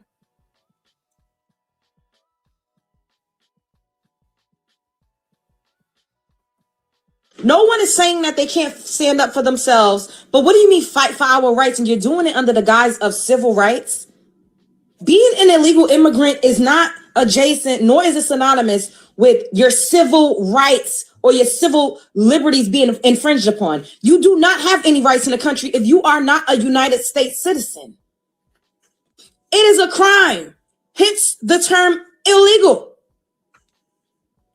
Then at the bottom, it says Immigrant Defense Network. No one is doing anything to inherently harm immigrants. I haven't really listened to this. I don't know if she gonna go just hamburger and just get the F-bombing, but oh well. First Amendment, free speech, fair use. If you have your paperwork together, if you're not doing anything illegal, then chances are you're just living your life. And what really perturbed me the most, what really disturbed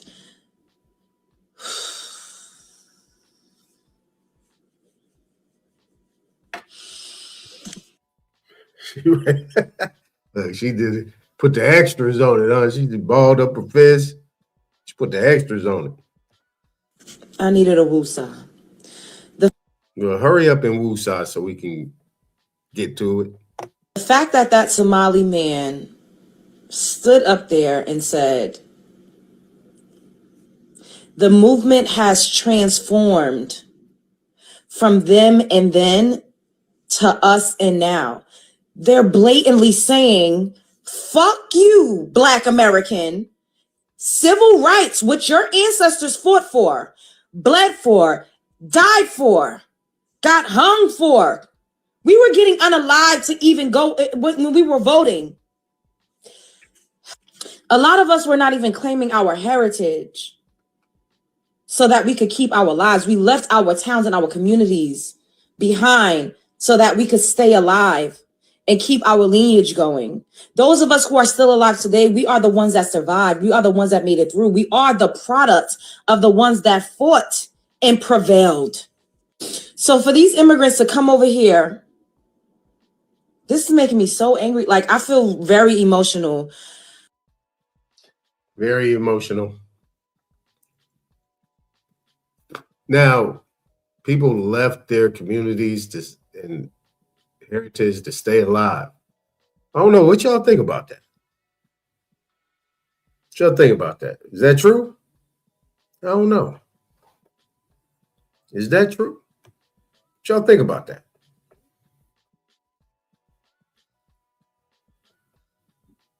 Yep. Yep, that's right, isn't it? It was unopposed. I mean, and you know, it's theater. Isn't this? This is nothing but theater. Really has no substance. They say, well, squeaky wheel gets the oil. I mean, but at this point in time, they could do whatever they want to do right now. But Trump ain't going for none of that. Eventually, you know, these type of acts are pretty much going to just fizzle out. Once they see that we're not really going for that, and pretty much everybody during the Black Lives Matter thing and Antifa and all these riots and them burning up stuff, tearing down statues and, you know, doing all these extra things, all the looting, all the crazy stuff that was going on at that time, you know, they pretty much exposed themselves. You know, it's a very fraction of people that were with that. The dominant of our people wasn't going for that. You know, pretty much people stayed out the way. And, you know, I mean, at the end of the day, you know, I believe that, if I could use that word loosely, I believe that not happening again. It's not happening. Just not happening. You know, just not happening. Let's go to the next one. This is going to make a little switch off this, and we're going to grab this young man right here. He's a wild guy. Wild guy. I'll be like, damn, this dude be so turned up. Don't know if he on that sauce or what. I had a video to bag up the claim to this. This is the first time I'm gonna add a video. Is the claim to this to show you that the 1968 Indian Civil Rights Act and the 14th Amendment, Indian not tax, is us. This is the first time I'm gonna do this about to blow your mind. Now, before I show this video, pay attention to the room and watch how you don't see no Native Americans in the room. That's what I want you to do when I play this video. You're gonna see who the Indians are, right? Who the Indians are, right? You're about to see. Play the video. Now, what you will notice that you don't see Jesse Jackson. You don't see Al Sharpton, right? You don't see none of these people. Look at the room. Where's the Native Americans? Where? Oh, that's us right there. That's us right there. Where's the Native Americans at?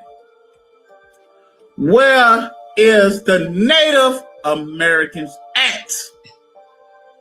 Doing the signing. Where they at? Okay, you see Lyndon B. Johnson, right? He the one signed the. Look at the background. You see us and the Europeans conqueror. Washington, D.C. That's who you see. You don't see no Native Americans. In one room. This is how the peace treaties were signed without Native Americans being involved. See that? Now, pay attention to when these brothers is getting a pen and how they looking at Lyndon B. Johnson. Pay attention to this. It's funny. Look, you see it? White and so-called black, which the Indians of the signing of the Civil Rights Act of 1968. Look at the Indians. Look at it.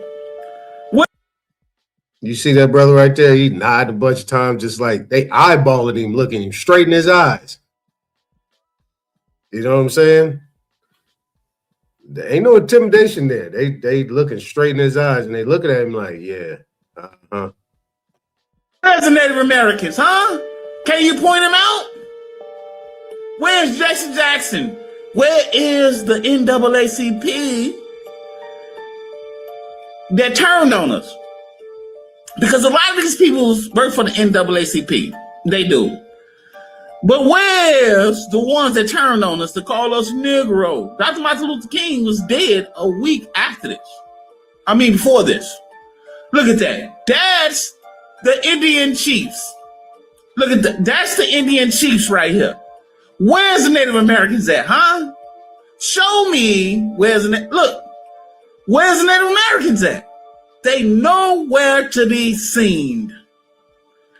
And they talking about, the 1968 Civil Rights Bill was for us. Look at that. Look at the bill right there. Look at the bill right there in your face. 14th Amendment, Indian not taxed. Look at that. Where's the Native Americans at, huh? Show me. This guy is funny. Yeah, this KRS-One. It's just some food for thought type.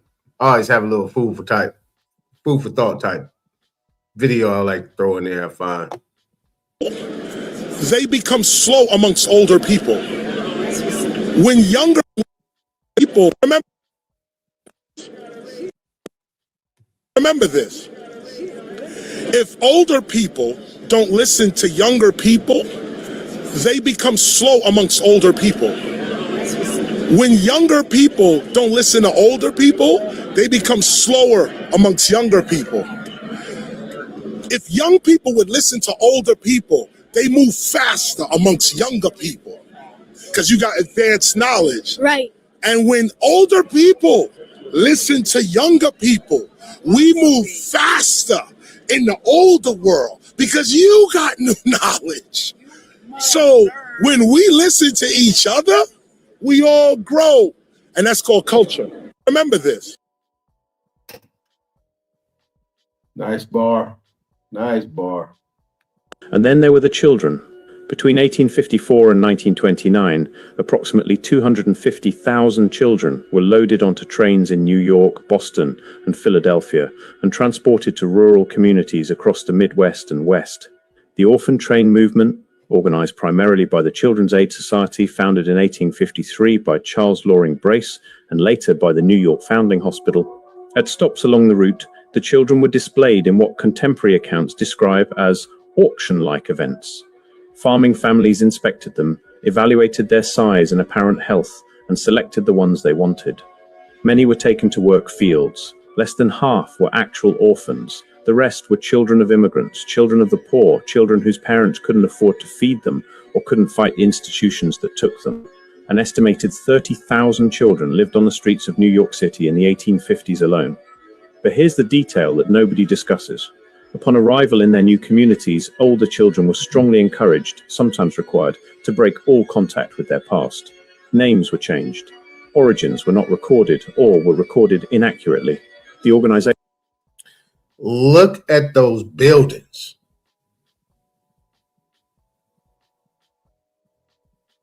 Look at those buildings. Massive. Organizations that ran the program kept spotty records at best. Many children could not tell their own grandchildren where they came from because they genuinely didn't know. 250,000 Americans whose identities were functionally severed. An entire generation disconnected from their own history by institutional design. The timing is precise. The orphan trains ran from 1854 to 1929. The fires occurred in 1871. The giant photographs clustered between 1850 and 1900. Tartaria vanished from maps in the mid-1800s. The architectural transition from grand classical to simplified modern happened in the same window. And the 1890 census, the one record that would have documented every single person alive during this transition, was eliminated. Not coincidence. Pattern. And then there were the children.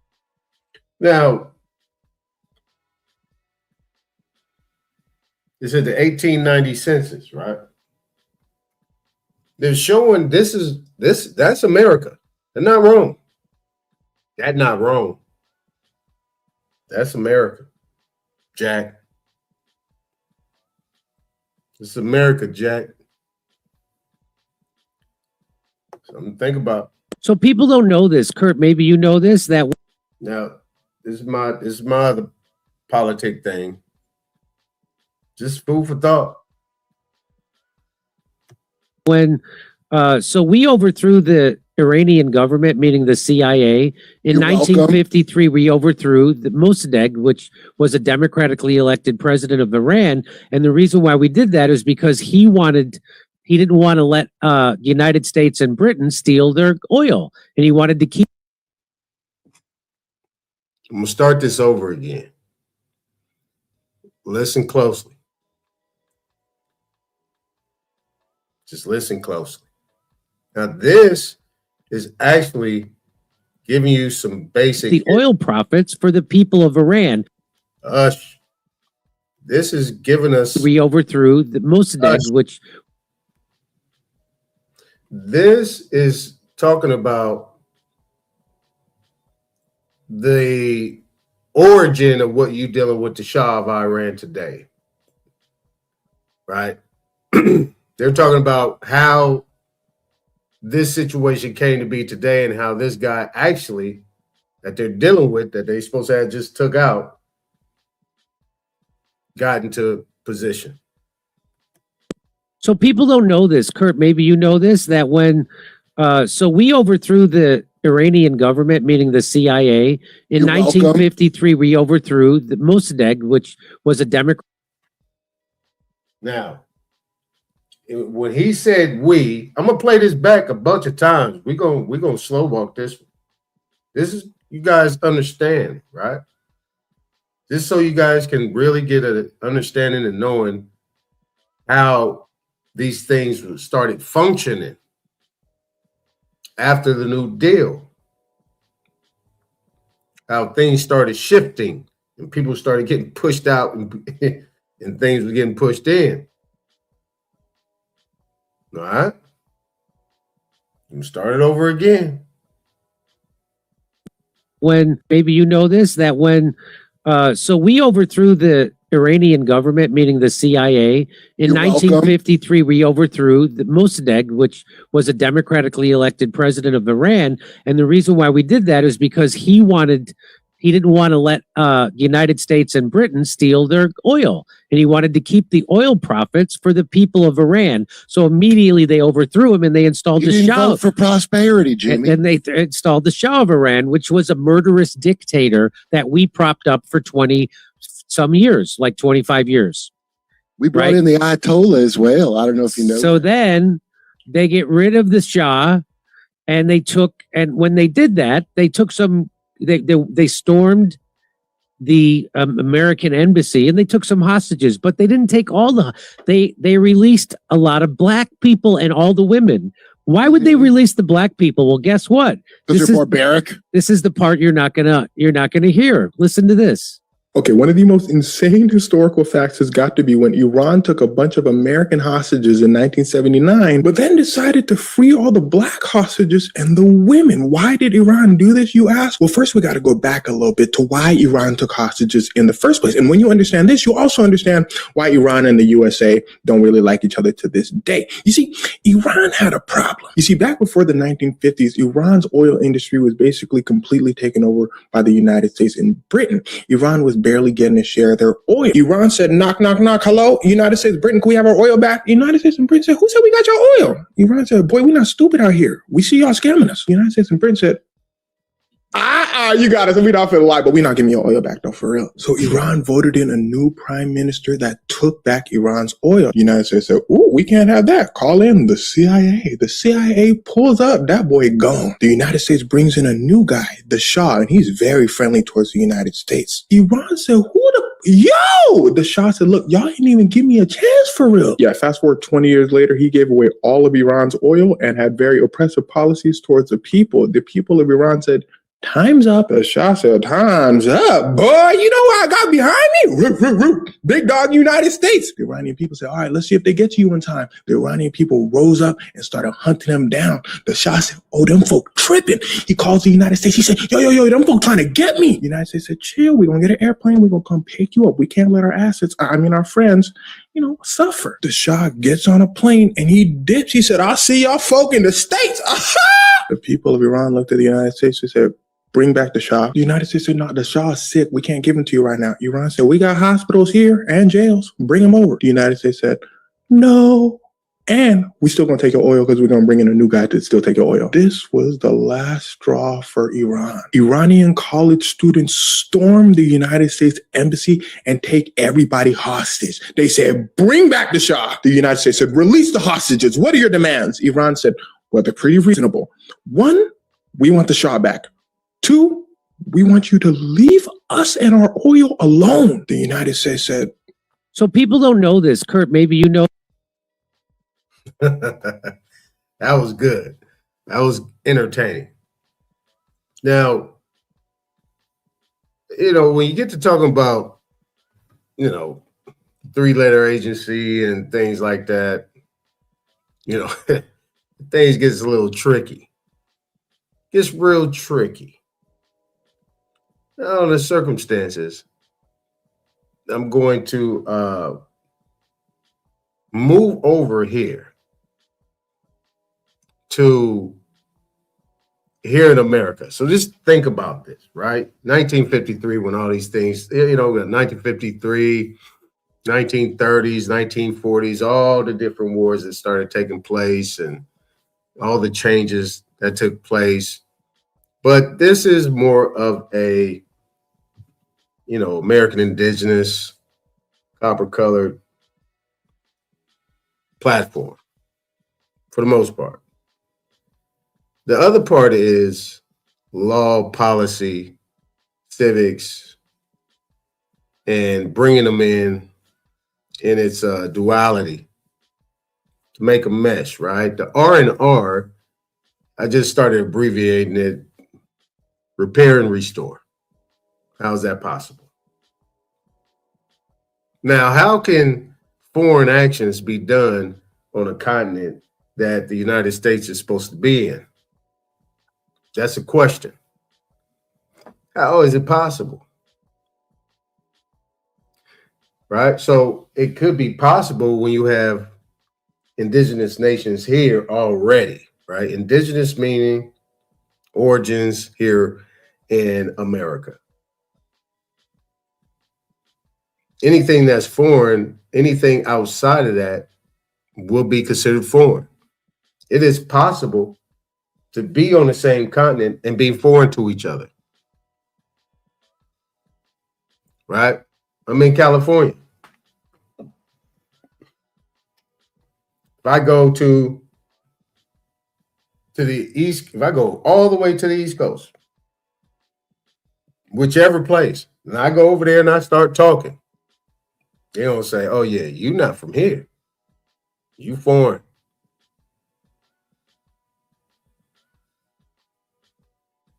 Whole different type of culture. Vibe, climate, dress, everything. So let's get into this right here. Excuse me. As I was reading yesterday, we're going to go back up to the statutes at large of the United States of America from 1933 to 1934 of June.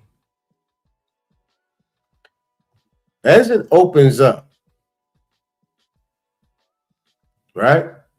Public acts and resolutions, part 2, private acts and resolutions, concurrent resolutions, treaties and conventions,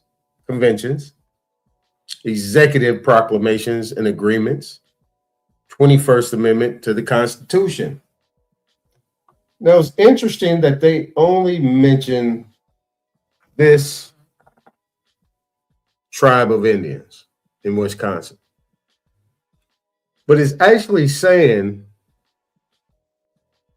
during this time, and this is considered to be the time of the New Deal, what everybody talks about in regards to HJR 192, the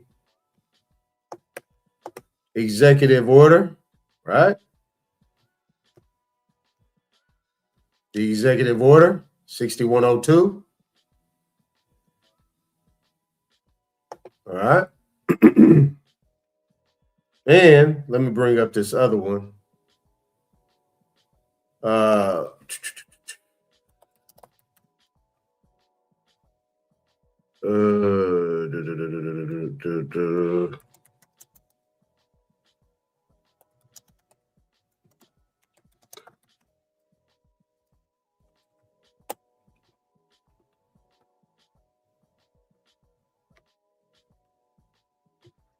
right. The Fed. Now, everybody has grown up thinking that the Fed was the United States government. Yeah, you're right. It is. But under the circumstances, this is how it took place. Right here. Now, in this act, it says authorizing a per capita payment of $100 to the members of the Menominee tribe of Indians of Wisconsin from funds on deposit to their credit in the Treasury of the United States.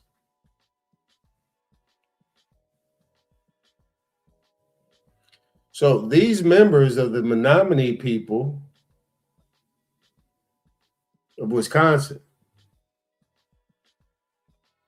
So when you talk about per capita payment, right, that would consider to be like what you see these Native Americans are getting, or these tribals that get that have an Indian role per se. I could be off a little bit. But this money, but you're talking about in 1933, 34, taxation wasn't what it was. So you're talking about $100 that is supposed to be in what you would consider to be lawful money to be paid, which is gold and silver.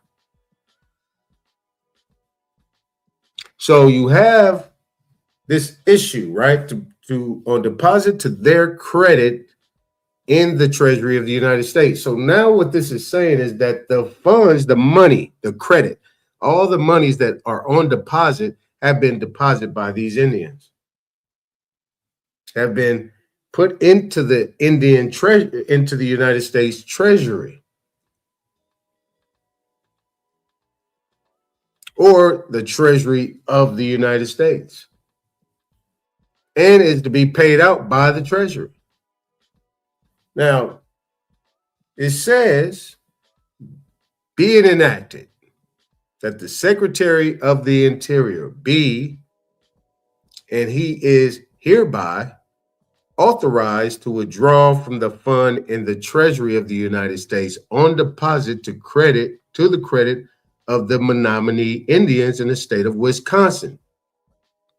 Now, this is where you know, right? Because everybody knows you go to the Department of the Interior, the Secretary of the Interior, they have the Bureau of Indian Affairs, they have all the IIM, the individual Indian funds, monies or whatever it's called. They have all these things. The Bureau of Indian Affairs. The Bureau of Indian Affairs is a bureau within the Department of Interior. This is where these funds are coming out of. Those funds are in the Treasury. Pretty soon you're going to see the flip. You are going to see the flip. Now, we know if we can make common sense out of this, is that those funds are the same funds that you will get from if you're in a tribal, if you get in that tribal organization. And now you know why they were trying to kick the brothers and sisters up out of there. So they didn't have to give them the money and they could take it. This is why people were joining these organizations, $5 or whatever you want to call it, because of that issue. So they can get that free money. It's just like you got foreigners coming over here, like they've been coming over here, lamping under all these different policies and procedures and acts and laws and things like that were only to be given to us under the circumstances that we fully funded the Treasury. It says it right here. The Menominee Indians in Wisconsin, they're talking about this group right here. To their credit on deposit. So that means that they put the deposit into the account by special endorsement. These are our funds. You can hold them. For what? What is the reason? The reason is due to the fact that they're allowing the state and the United States, the federal government, I would say, to occupy certain areas in order to do commerce. So now you guys got a clear idea what this means. On deposit to the credit of the Menominee Indians in the state of Wisconsin, a sufficient sum to make therefrom a per capita payment on distribution of $100 in 3 installments, $50 immediately upon passage of this act, $25 on or about October 15, 1933, and $25 on or about January 15, 1934. To each of the living members on the tribal roll of the Menominee Tribe of Indians of the state of Wisconsin, under such rules and regulations as the said secretary may prescribe.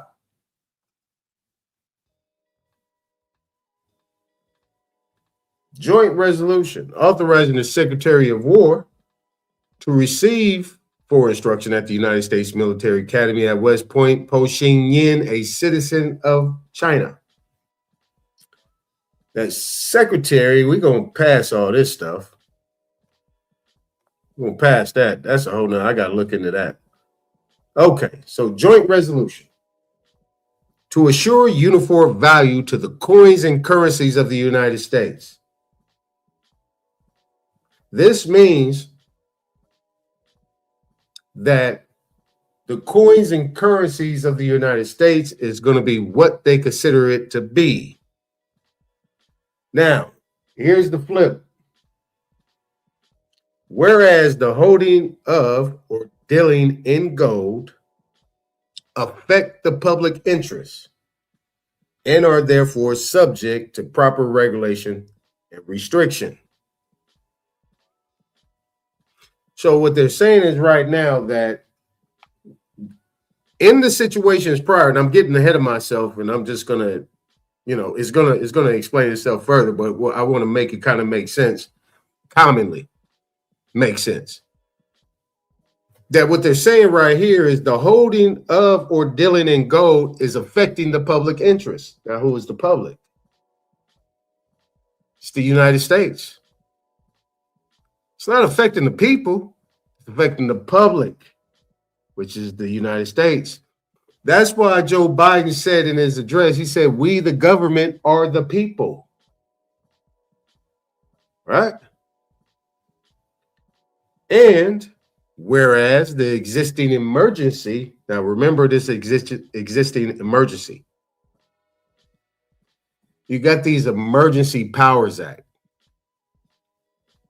right? Every time a president comes in, they always say, we are in a national emergency.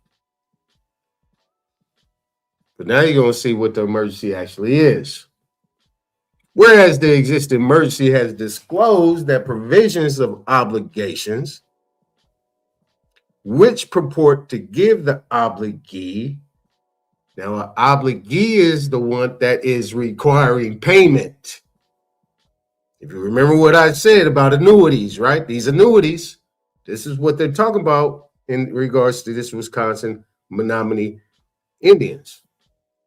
Annuities. To give the obligee a right to require payment in gold or a particular kind of coin or currency of the United States, or in an amount in money of the United States measured thereby. Now, when it says measured thereby, that means it's weight, it's fixed weight. Now, that is in your coinage act and your mint act, which they're one and the same. The coinage act says what a dollar is. A dollar is a fixed weight of gold and a fixed weight of silver to be measured. Measured and weighing is the same thing. Okay? Now,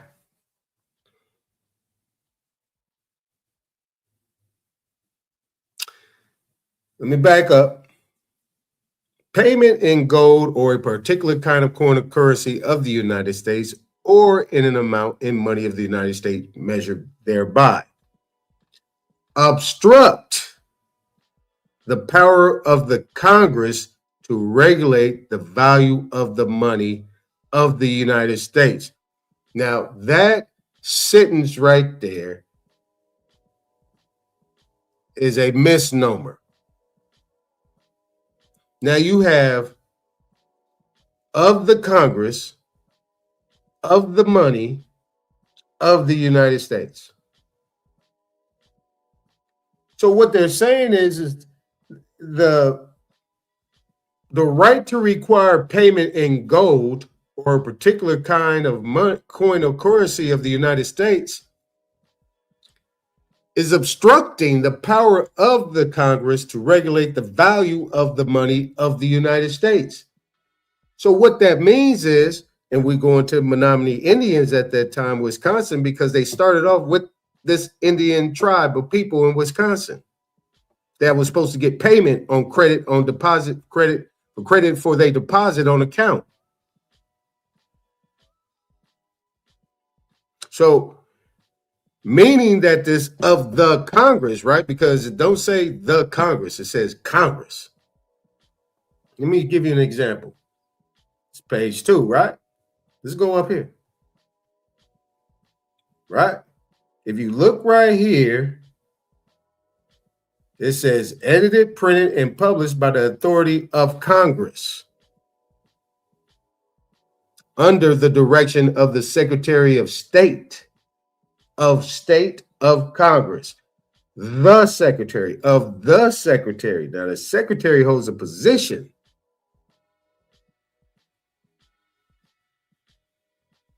They don't say authority of the Congress. See, this is where they put in these words. Remember what Bill Clinton said, It's just, what do you mean by the definition of is?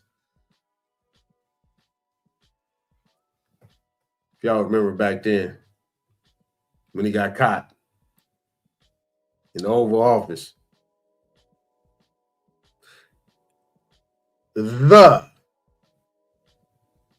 Okay. So it says of the Congress to regulate the value of the money of the United States and are inconsistent with the declared policy of the Congress to maintain at all times the equal power of every dollar coined or issued by the United States in the markets and in the payment of debts. So this last part is saying obstruct and inconsistent with the declared policy of the Congress. So meaning that in the declared policy of the Congress, now there is things that say that, and it's a creature from Jekyll Island, and then you're dealing with also a book called Thieves in the Temple, where they actually said that this was, the Fed was actually implemented and not really ratified. It was only done by a few people on Christmas Eve or whatever, when people was at home, they had a deal in the backyard and they just did a backdoor deal. But that's allegedly. Nobody really has came out and said it, but that's what one of the conspiracy theories are. But right here, in the language,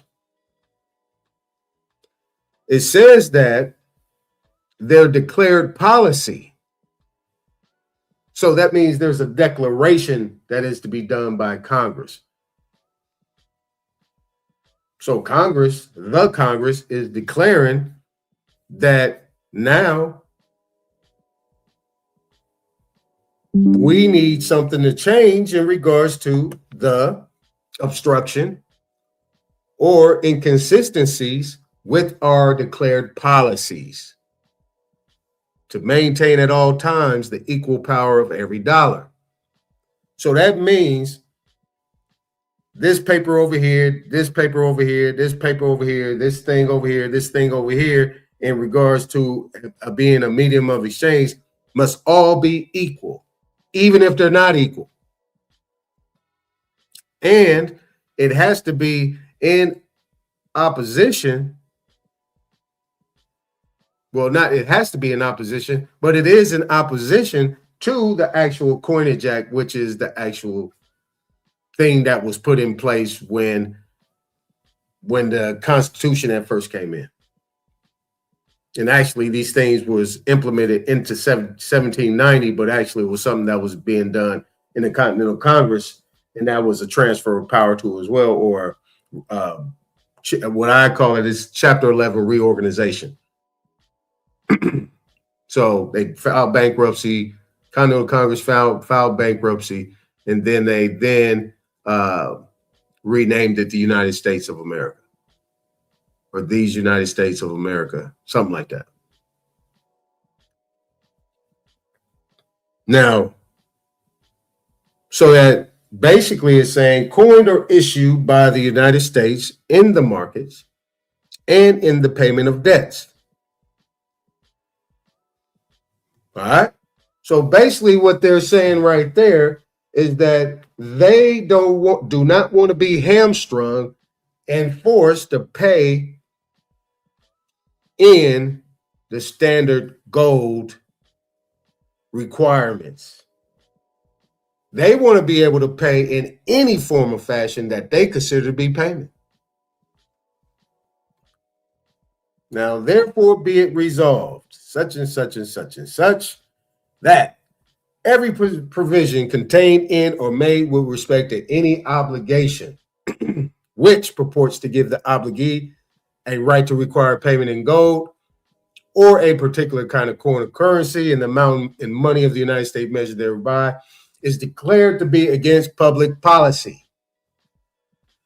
See, this is where you start getting all these public laws and things like that, so on and so forth. Public policy.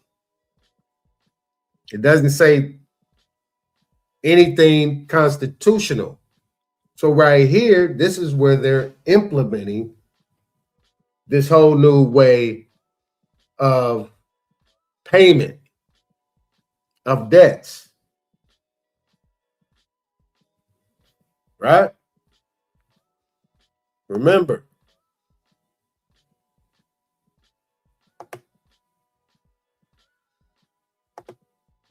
now, so it's now against public. Now, this is a declaration. They declared this, right? They made this declaration. It's a declaration of, let's go back to the 1700s. It's a Declaration of Independence, right? Declaration of Independence. What comes next? Bill of Rights. What comes next? Constitution. Okay? Something in that order. But those three work together, right? You already had your articles. You already had your Articles of Confederation. That was already in place. That never moved. That's always been there. The only thing that happened over time, it was expansion. Now,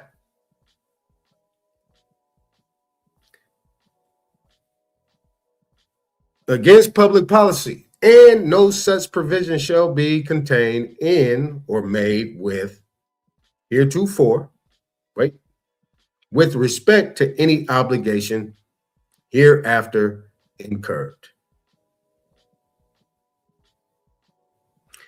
Every obligation heretofore or hereafter incurred, whether or not any such provision upon payment, dollar for dollar, in any coin of currency, which at the time of payment is legal tender,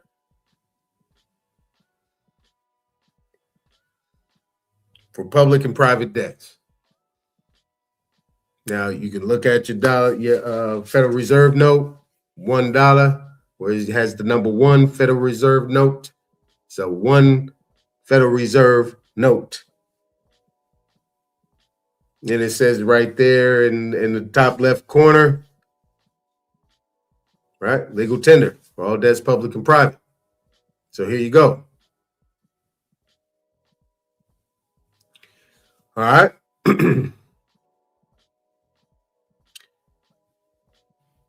Now, any such provision contained in any law authorizing obligations to be issued by or under authority of the United States is hereby repealed. Let me say that again. Any such provision contained in any law authorizing obligations to be issued by or under authority of the United States is hereby repealed. But the repeal of any such provision shall not invalidate any other provision or authority contained in such law. Say that 3 times twice. As used in this resolution, the term obligation means an obligation including every obligation of and to the United States accepting currency. So that's what the obligation is, to and of the United States. So if they tell you got an obligation, just think if you pay a bill, they're going to tell you ain't paid your obligation. So who has the obligation to pay? United States. Who are they supposed to be paying it to? You can't say it's the British. You can't say it's England, because the bottom line is they fought the Revolutionary War. It's over. They're no longer under the thumb of the British Empire, so they say. And at this point in time, there's no even mention of British in these documents. The first thing they mention is these Menominee, Wisconsin Indians. They're also talking about gold.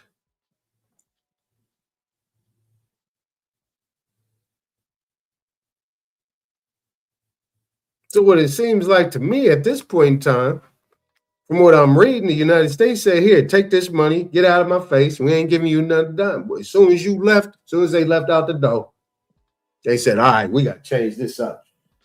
Dude, we need to figure this out. We broke right now, man. We can't pay our debts. We need these funds.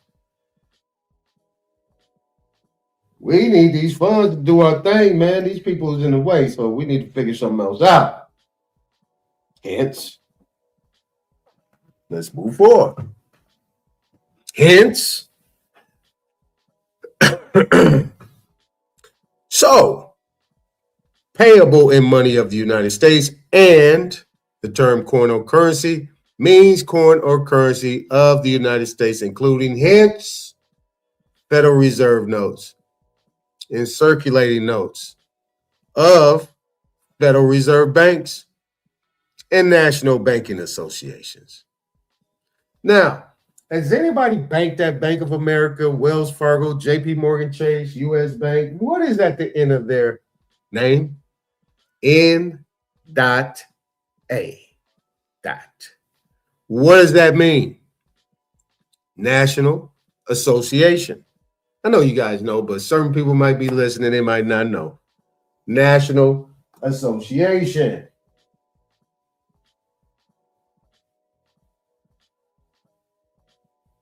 Now we're going to take a pause. We're going to run over here. Now, my question is this. What and who is the Fed? I bet you a lot of people didn't even know this. Everybody, when you say the Fed, they think of the United States government. That's the Fed. No. Obviously, this is popular, basic information. Everybody in the world knows this, but guess who don't? The people really ain't paying attention. Who is that? Us. We don't be paying attention like that. Hence, here I go. Hey, bring it to your attention. Now you know.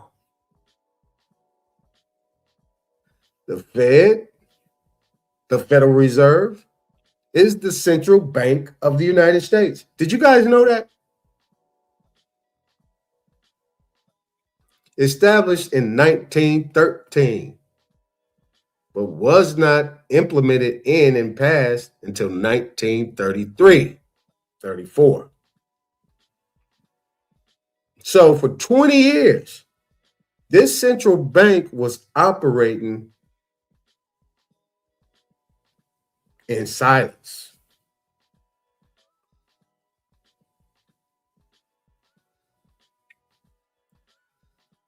So, established in 1913 to provide a safe, flexible, and stable monetary system. Safe, flexible. Let's go back over here real quick. What did this say? The term obligation means an obligation payable in money of the United States. And the term coin or currency means coin or currency of the United States, including Federal Reserve notes and circulating notes of Federal Reserve banks and national banking.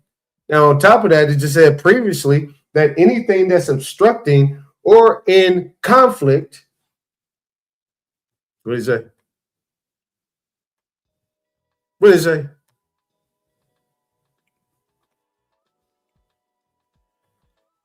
Something like that. Conflict. That's a good word. That's a good word. Yeah.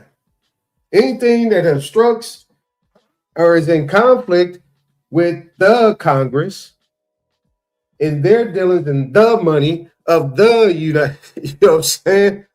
They want that to be gone. Or they declare for it to be their, I don't want to do it if I don't want to. Even though we declaring that we're not doing this. That's just like they declared in the 1700s when they fought the Revolutionary War. We're declaring our independence. We don't want to pay you no more. Please, indigenous nations, can you help us out? Can you pay our debts for us? Okay, well, guess what? We'll make sure we take care of them, get them up out of here, and then you guys can now be in our debt. Then you can work with us, and you can work this off. And then guess what they do? They run the play with the British. They bring in the central bank right behind us. This is where you get the crown coming in right back in after they didn't run a little play. And next thing you know, they never pay their debt. So the last sentence of paragraph 1 of subsection B of section 43 of the act, entitled "An Act to Relieve the Existing National Economic Emergency." Remember I said emergency. Remember they say it's a national emergency, but they never say it's a national economic emergency. Here we go.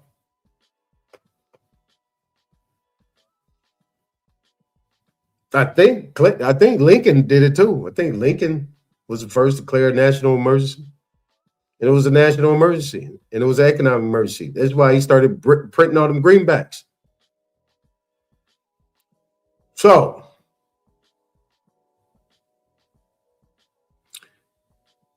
an act to relieve the existing national economic emergency by increasing agricultural purchasing power to raise revenue for extraordinary expenses incurred by reason of such emergency, to provide emergency relief with respect to agricultural indebtedness, to provide for the orderly liquidation of joint stock land banks, and for other purposes. Approved May 12th, 1933, is amended to read as follows. Now let's stop right there.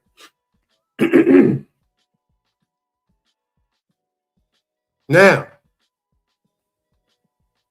so that means they weren't able to pay their debt. Remember what Martin Luther King said, giving land grants, not the farm, and and telling us to lift up our bootstraps. Now we see what's going on here. Are we getting it? Are we getting it? Now, if this United States was mighty, mighty during that time, you had all these so-called white people doing all this stuff. Who was they in debt to? It ain't mentioned no British, not one time. Not yet.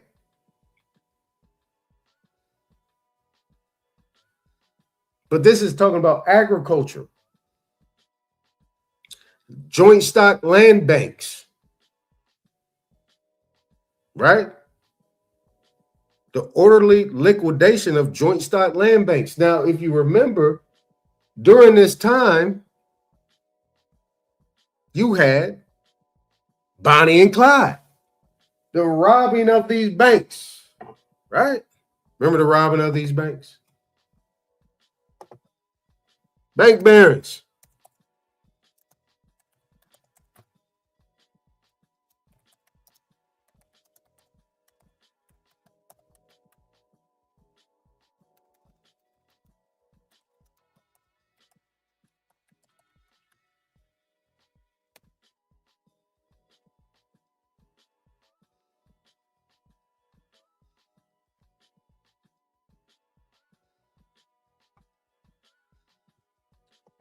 Hold on.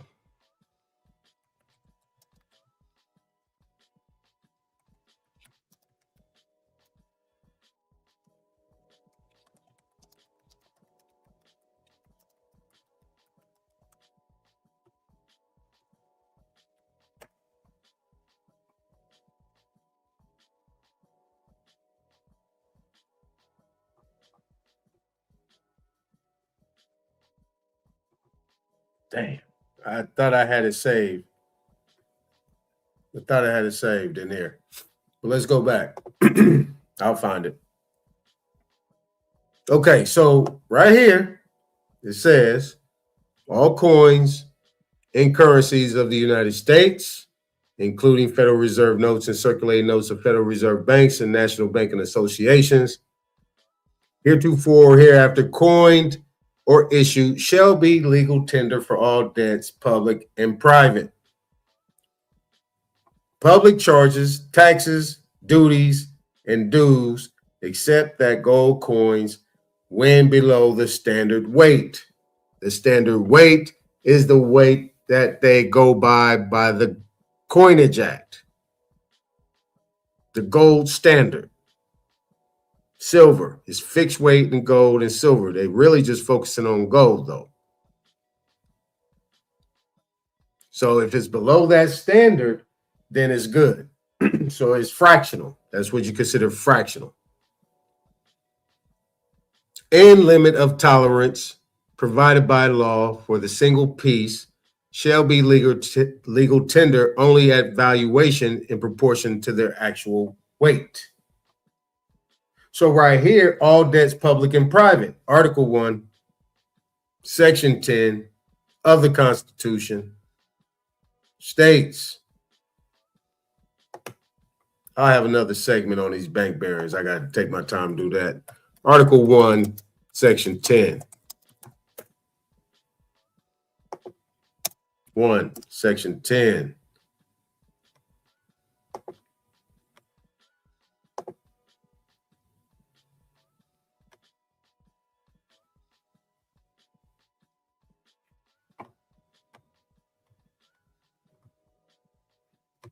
Okay. No state shall enter into any treaty, alliance, or confederation. There we go. Man. No state shall enter into any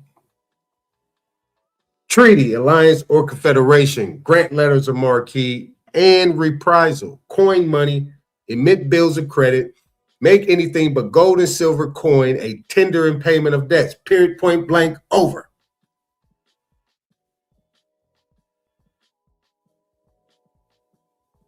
No state and pay any bill of attainder, ex post facto law, or law impairing the obligation of contracts, or grant any title of nobility.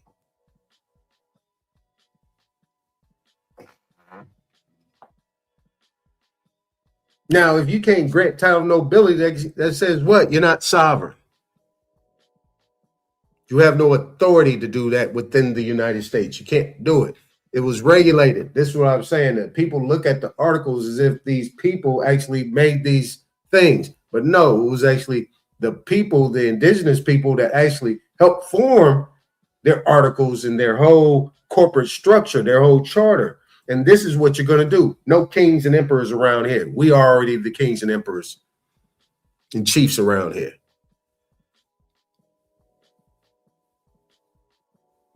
So, this said that. This is saying that. They're in conflict. That is a conflict. And then people want to tell me that the actual republic is still functioning when the republic says that gold to be paying debt. And this is saying, right? All coins and currency of the United States, including the Federal Reserve and national banking associations, circulating within these areas, in the Federal Reserve banks and national banking associations, heretofore or hereafter coined or issued, shall be legal tender for all debts, public and private.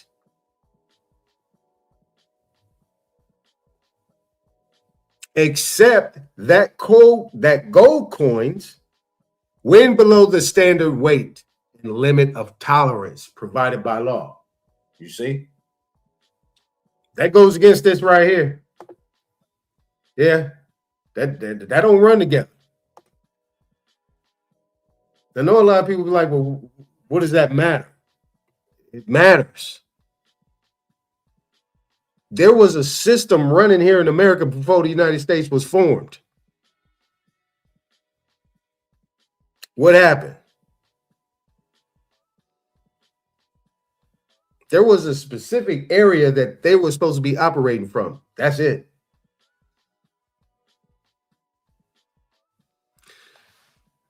Now,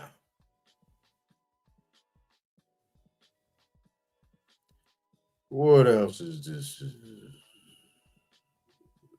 That's it on that one. Now, right here, here's the executive order.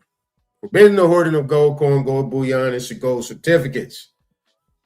I have to do this. It has to be done for the simple fact that a lot of people are taking the indigenous Indian and the copper colored people and just turning it and low key just making it a ceremonial thing. It's not big business, not big trading, not navigating, not doing any of this. I actually like how this build is going. It's working out. I like the way this build is going. I didn't show multifaceted ways, and trust me, I didn't do this on purpose. This was just, it went that way. I had my whole thing scheduled, and I'm gonna show you what I had scheduled, what I was going to do, and I'm gonna try to see if I can fit it in. But this is where it's at. You had the Dawes Act, you had the, and when you think about it, this is 1933. This ain't got nothing to do with the 1800s or the 1700s. This is 1900s.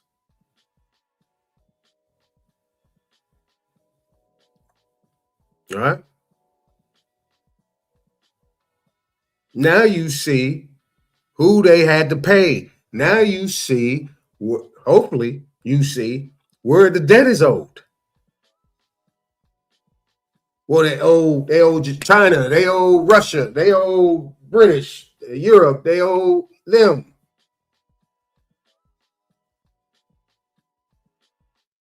Owe them what?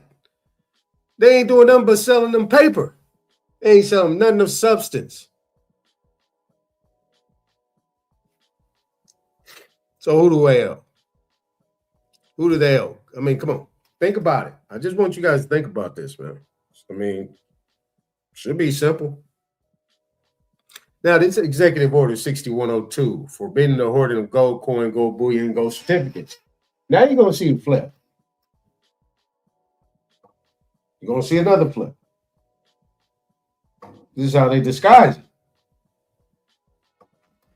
Now, by virtue of authority vested in me, Section 5B of the Act 1917, as amended by Section 2. So that was the amended that I showed in the HJR 190, that act right there that I previously showed, that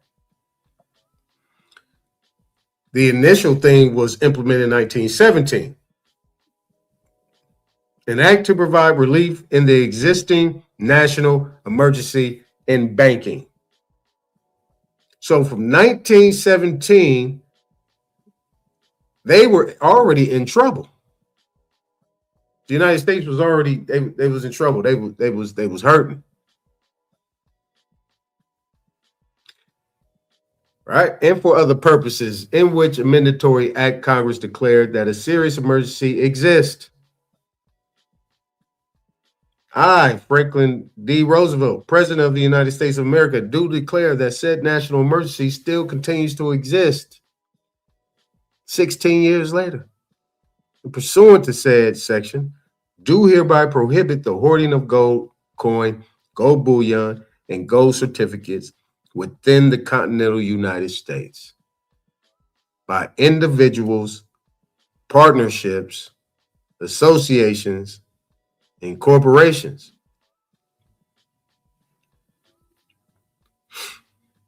And hereby prescribe the following regulations for carrying out the purpose of this order.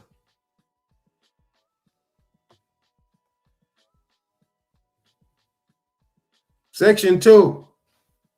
All persons are hereby required, persons are hereby required to deliver on or before May 1st, 1933 to a Federal Reserve Bank or branch or agency thereof or to any member bank of the Federal Reserve System. All gold coin, gold bullion, and gold certificates now owned by them or coming into their ownership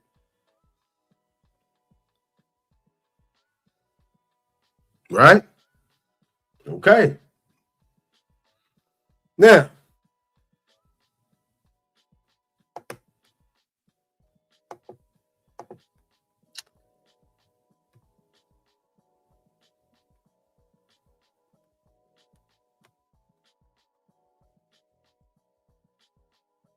we don't need to go into history of that.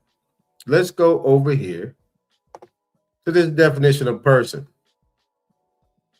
Now, this is 28 USC 3002, sub 10.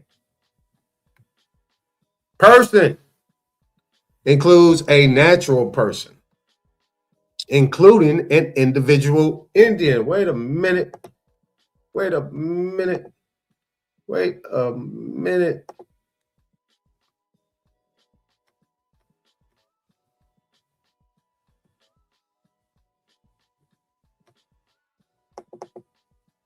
Individuals. Well, this can't be a coincidence. Are they talking about Indians? Right?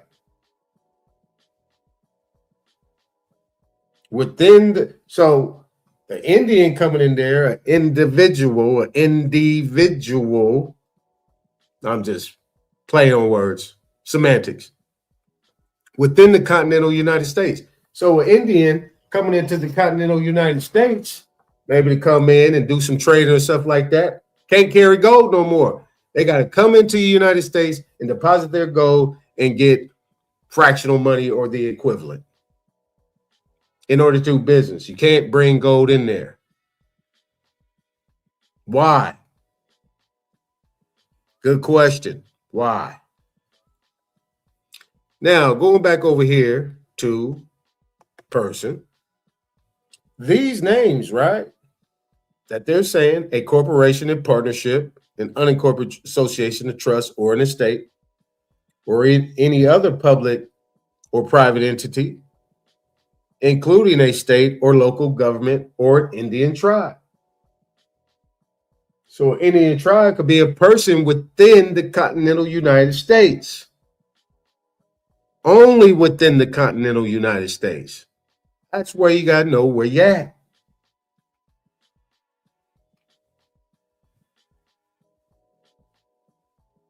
Just something for you guys to think about here. This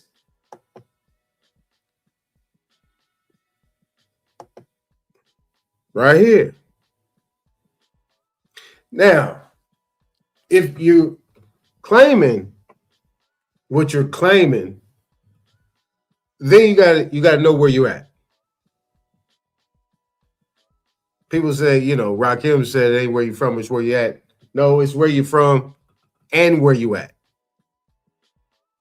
It is where you from and where you at. You know who you are. So when you come into those areas, you got to make sure that it's known who you are, or you'll just be considered to be a person. And then they can actually tell you who you are if you don't let it be known. Now, under the verbiage that I was given, right? Not that one. Now, you have this right here where 18 USC Section 8, the term obligation or other security of the United States. You see it mentioned it a bunch of times in that act that I showed. Right? Obligations or other security of the United States. Includes all bonds, certificate of indebtedness, national bank currency, Federal Reserve notes, Federal Reserve bank notes, coupons, United States notes, Treasury notes, so on and so forth. So on and so forth.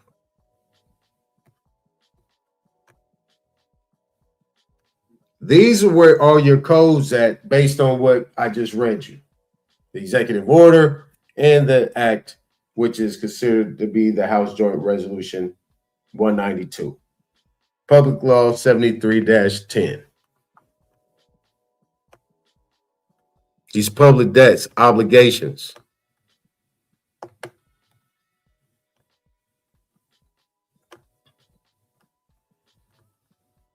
Now,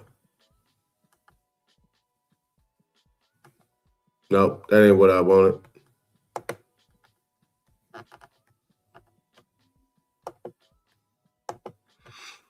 Now, 28 U.S.C. 3002. Debt.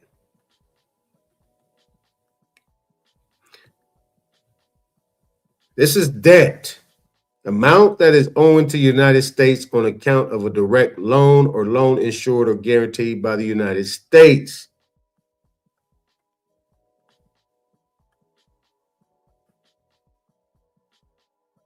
Where is it at? Public debt obligation means a domestic obligation issued or guaranteed by the United States government to repay money or interest. So, United States government to repay money or interest. So if it's guaranteed, right? If it's guaranteed, you guarantee a loan, meaning you got to provide what?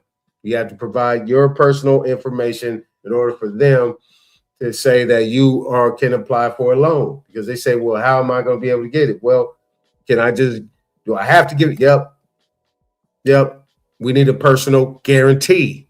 That's what they tell us. We want a personal guarantee. We need a personal guarantee.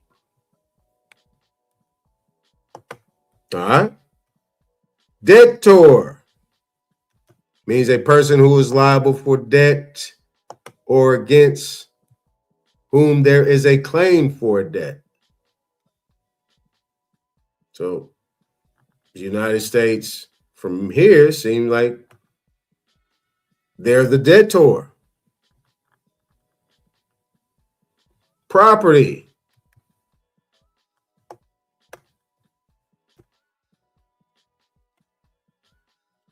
Property includes any present or future interest, whether legal or equitable, in real, personal, or mixed property, tangible or intangible, vested or contingent, wherever located, however held,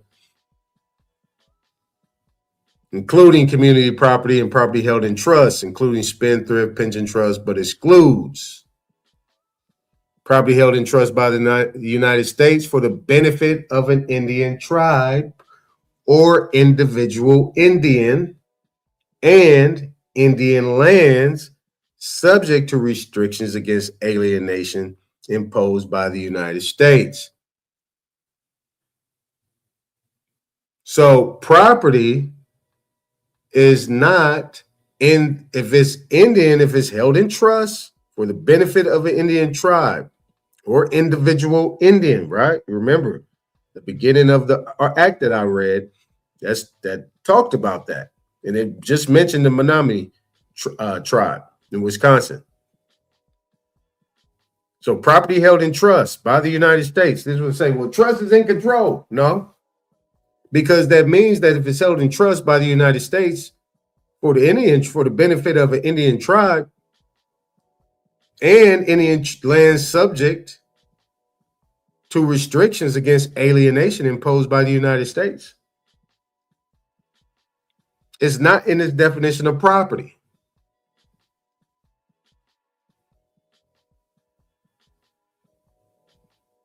So that means it's not legal, it's not equitable, it's not in real, personal, or mixed property, tangible or intangible, vested or contingent. It's not under that title. It's not considered that, based on the fact it's held in trust and subject to restrictions against alienation imposed by the United States. But people think, well, that means they have control of it. No, they don't. They have to protect it. These things are still here. This is why where you have an end where the person now is the Indian involved in this issue, because they still recognize us as Indians, those that want to be Indians, You know what I'm saying? Those that want to be American Indians, copper-colored races here found in America, it still is recognized. This is what I'm saying. You got two facts. You got de jure fact. You got de jure and de facto situation going on here. You got two things operating. And because eventually they know that if they do not, then, you know, it's consequences and repercussions.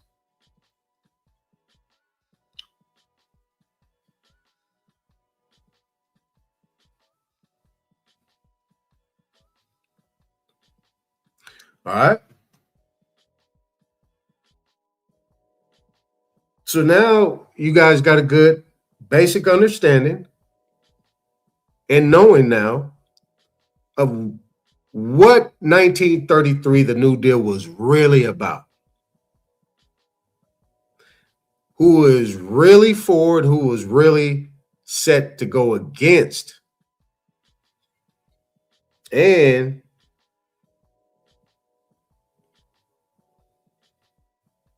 to get out of.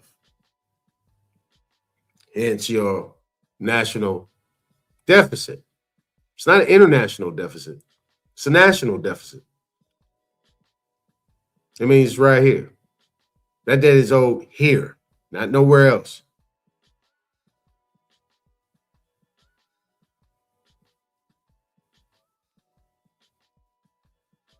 See, a lot of people talk about the treasury bonds and things like that and so on and so forth. Oh, well, they're selling, these other countries are buying these bonds and things like that.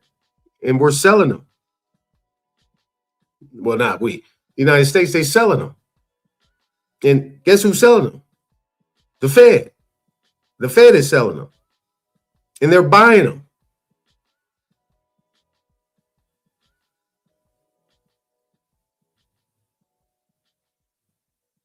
It ain't that they're actually borrowing money and then exchanging or giving collateral. That's not selling. Selling is selling. I got this product. You want to buy it? This gives you some occupancy, some tenancy on the land here because we got all these things. We got all this collateral right here. We ain't giving them nothing. We got these people cornered.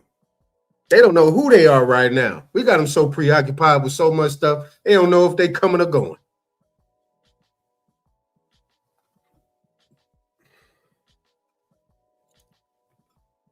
They do not know if they're coming or going.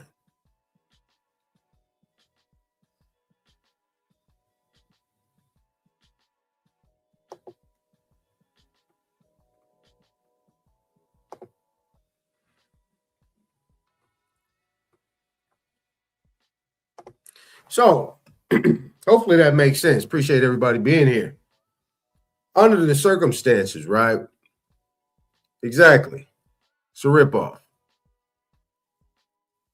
Isn't it? You come over here, you're going to be it ain't a rabbit hole. This is public information. You know what I'm saying? Everybody knows it. I just make sense of it. That's it. It's a basic thing. Right. Once I understood about the history and, you know, the West African slave trade narrative and roots kind of got brushed off to the side, it clarified things for me. Where the money at? And yeah, it's a ripoff, but you know, Nate is still there. It ain't moved. It's still there. That's why they're changing paper. And maybe there might be something in there. Maybe you believe me or not. Maybe it might be something in there where these people actually, I would say,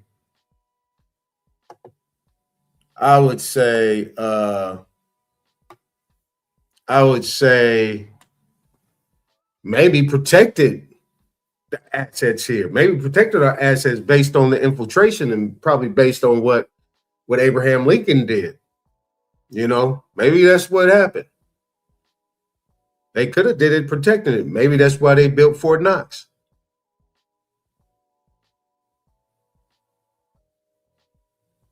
Now, I don't know if you guys saw that Trump is actually rebuilding, or how do you say it? He's strengthening up the Treasury. He's strengthening up the Treasury. And he's talking about they got the underground thing, they got this, they got that. He showed the columns and everything. Why do you think he's doing that? To protect something? What are you protecting? And the interesting thing about the dude from Ghana, what he was talking about in regards to these assets, these statues and all this artifacts need to come back somewhere. Need to be returned somewhere where they need to be returned. This is what I'm talking about, in the gold. That was something that was saying that, you know, them Pelicans be on their conspiracy theories too. They said that Trump in his first administration went and got some quadrillions of the gold and everything. He took it from the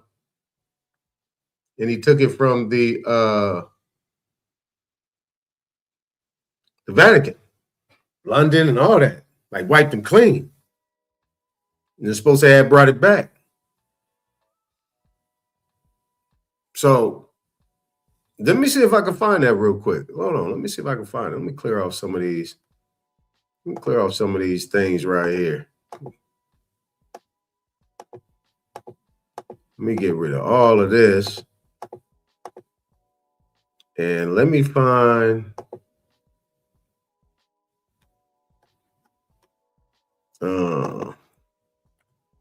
Trump and new Treasury.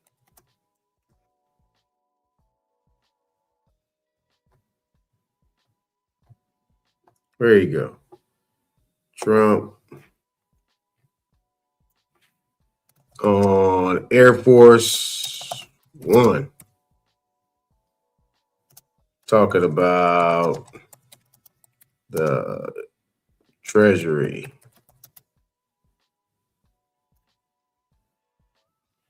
Building. Let's see here.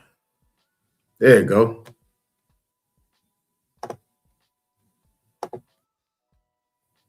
All right, there you go. Let's pull him up. Let's pull him up. Let me get out of that. Let me share screen. And let's go here.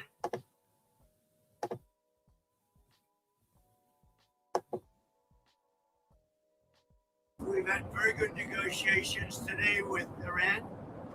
Getting a lot of the things that they should have given us a long time ago. My camera on just in case. Works out, but they're very good. Moving along very nicely. And they've destroyed a lot of additional targets today. The Navy's gone, the Air Force has gone, we know that.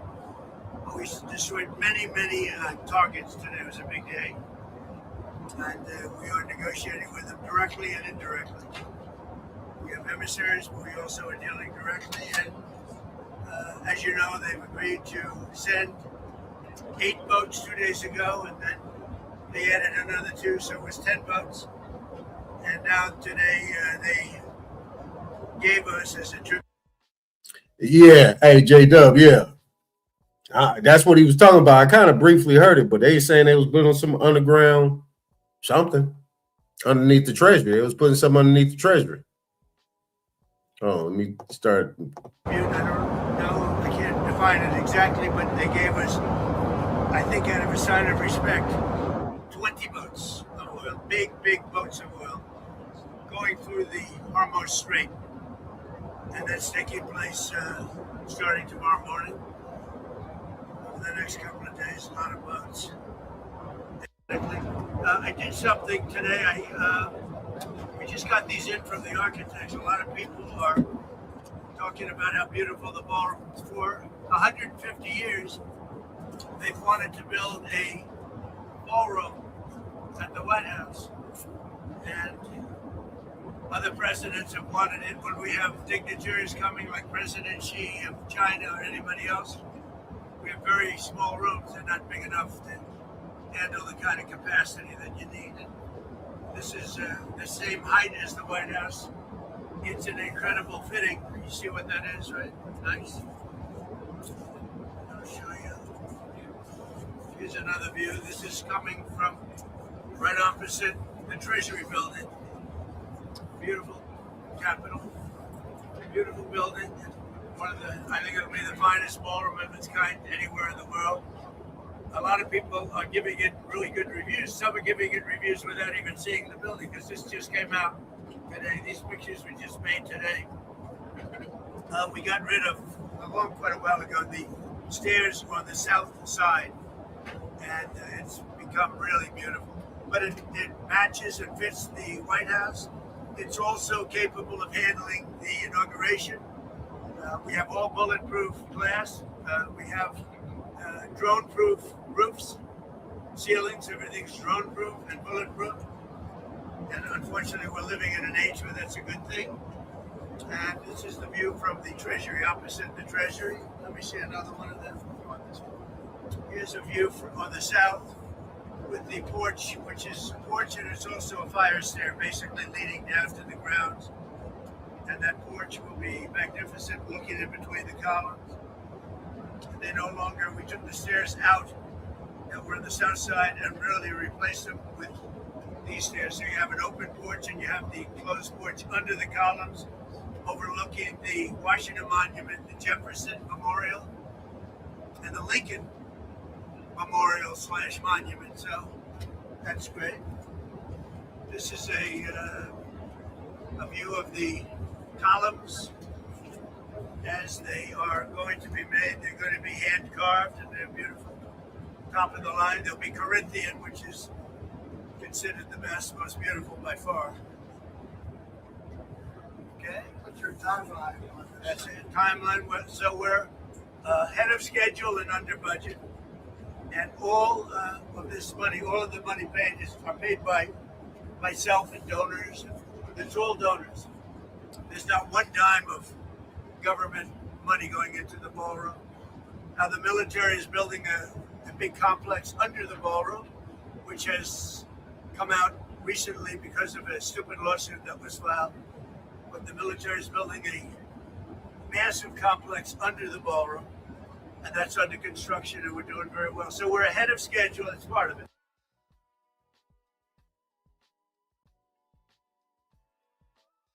There you go. So it's not in the Treasury, it's on the opposite side of the Treasury. A whole building complex, military building complex, business. Underneath, drone-proof, everything. So the military is building that. What are they building that under a ballroom for? Come on now. Now, this was a good build. I'm going to leave it right there. I'm pretty sure if I do it, I'll be up here another hour. But what I'm going to do is I'm going to say, hey, we can get it in for like quick 30, 45 minutes. I'm cool. I'm going to drop it in the chat. And I'm going to play some music. I'm going to drop it in the chat. I'm going to play some quick music. Give people time to get up here. If you don't come up here, I don't know. Appreciate you guys coming up here. You know, hey, is this? You know, you in the Bay, you in Cali, right? So we need to talk some Cali business. You know what I'm saying? I got my brother Heartfelt Sinners up in here. Major ag guy, agriculture, good businessman, a lot of information. Yeah, we need to talk. Now that you see actually how I'm putting this down, we need to talk. We need to build on some things, try to figure something out. So let me go ahead and throw this on.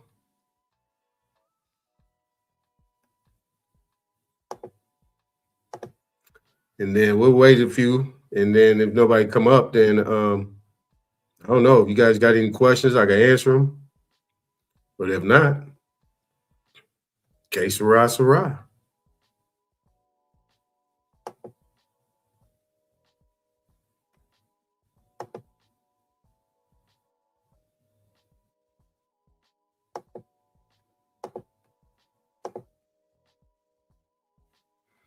Nah, I don't want that one.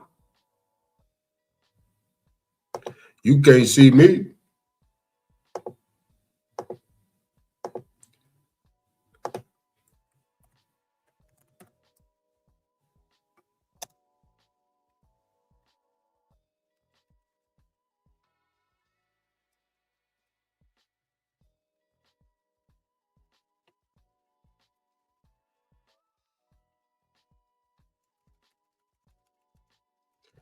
You can't see me.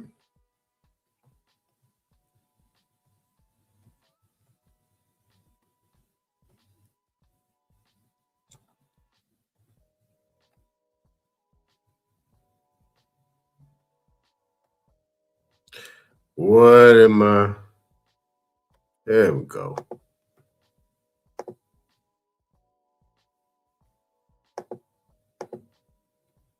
There we go. There we go.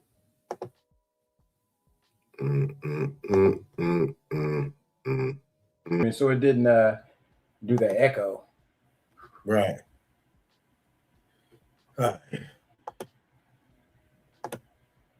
But did I come up twice like I did last time? No, you only came up once.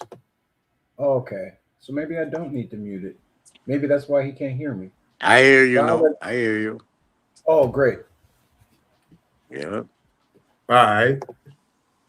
Mm-hmm. So we were talking about evening to your brothers. Yes, sir. Well, we was talking about in rim yesterday, so I just wanted to pull up in rim. In rim. That, we left off on the in rim situation, and as I was thinking about it more after I got off the live, I was like, damn, this is kind of important, man. But before we do that, let me go to J Dub. What do you have anything you want to say about the presentation? Oh, I was in and out, so I just caught some of the stuff about it looked like they were meeting up there for the reparations thing, and that just is blowing my mind how every one of those people had an accent. So I didn't know what country they were talking about that wanted the reparations. So it just seems like we're getting this jack move happening or trying to happen, and facilitating that and giving them some prime, advertising and time to plead their case. And I don't get it. How is Ghana requesting money from America for slaves? I don't get it. Aren't they supposedly allegedly the sellor? I mean, that's what I'm confused about. My thing is this: if he would have actually been clear about what he was saying, okay, cool. Show where you guys are to get reparations, and if you want to speak for American people, I'm talking about all over, that they say slavery was everywhere, the islands, North, South, Central America, there was slavery in all these different places, right?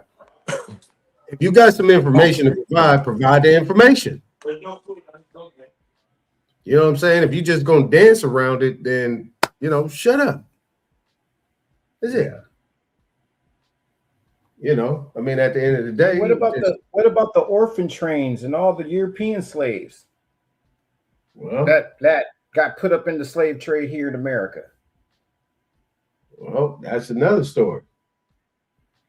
I mean, this is, they got to show some paperwork for the theft. You can't just say, oh, we're just going to go off the storyline, storybook stories that these books be publishing without any regard to the truth. That whole root story is, where's the archaeological studies and the anthropology and all the real science that shows that this is when it happened, how it happened. It's none of that being presented.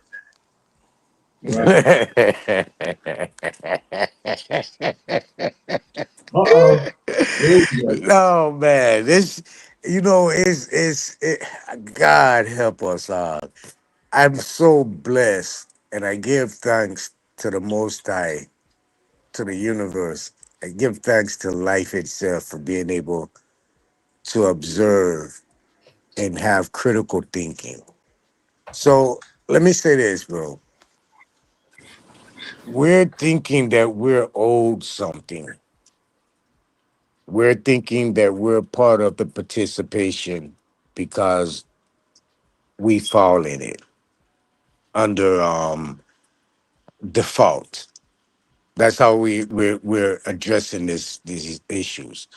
The Okay. orphan train, the slavery thing.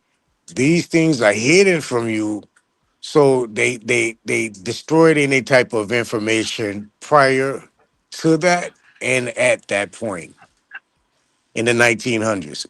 They got rid of it and rewrote a whole different story and wouldn't put it in the school learning system or educational system, Rockefeller, Ford, all of these people, to install a new idea of thinking. So the things we're seeing today, we're acting as if it's like again, like we're owed something when we're truly not. We're not we the people. We're not that group. We're not the establishers of the United States. We're not. We're not we're not the Plymouth Company. We're not the Virginia Company. We're not the Dutch, the Danish Company. We're not that company. We're not the grantors of that industry. We're just taking affliction because we're using this entity as a form of communication, cooperation, production, a way of survival because this is all we know.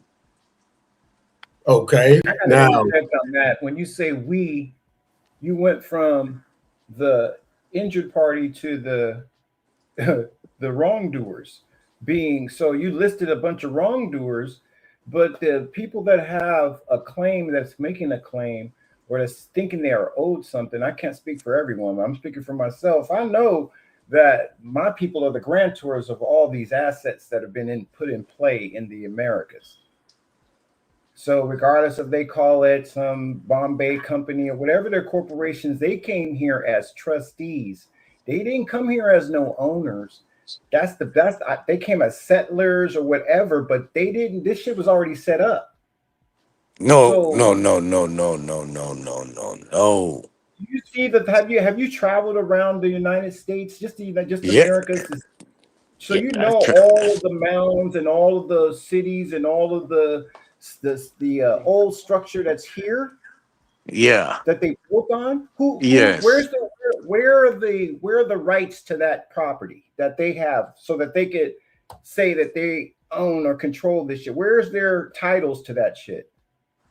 A They don't have them. structure, a corporate restructuring is what it's I called, bro. get what you're saying, but you're in a building trying to charge me taxes and you can't even put up the fucking architectural designs of when that building, that palace that you Because just they came and did the current maintenance of it. They're occupying it by claim.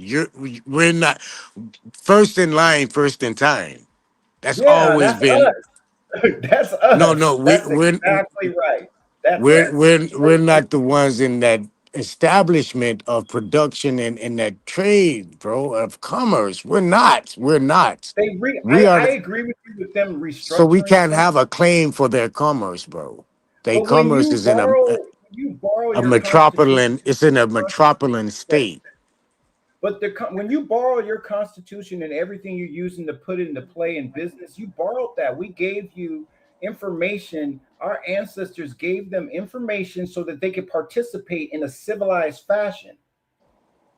So Right we now, bro, gave them these you're instruments. under that same faction. You're under that same structure, What's that structure? that constitution, No, I'm not. Why am I under that? Why do you say that? because you're state property. I'm Well, not not state you. property. I'm not. Well, not you What? personally. I'm just saying the people, as in the people, Oh, not you yeah, yeah, personally. yeah, yeah. Not I just hear what trying to you're throw saying. shot, but just saying, Yeah, yeah, yeah. I hear yeah. what you're saying. Please, But we're not speaking I for the pray for people that forgiveness don't for that. know. Yeah, I didn't mean for you to take that as a personal shot. What No, I'm I know saying, what you mean now. Yeah, yeah. we as in all of we have been subjected to a belief system and have adapted to it free willing.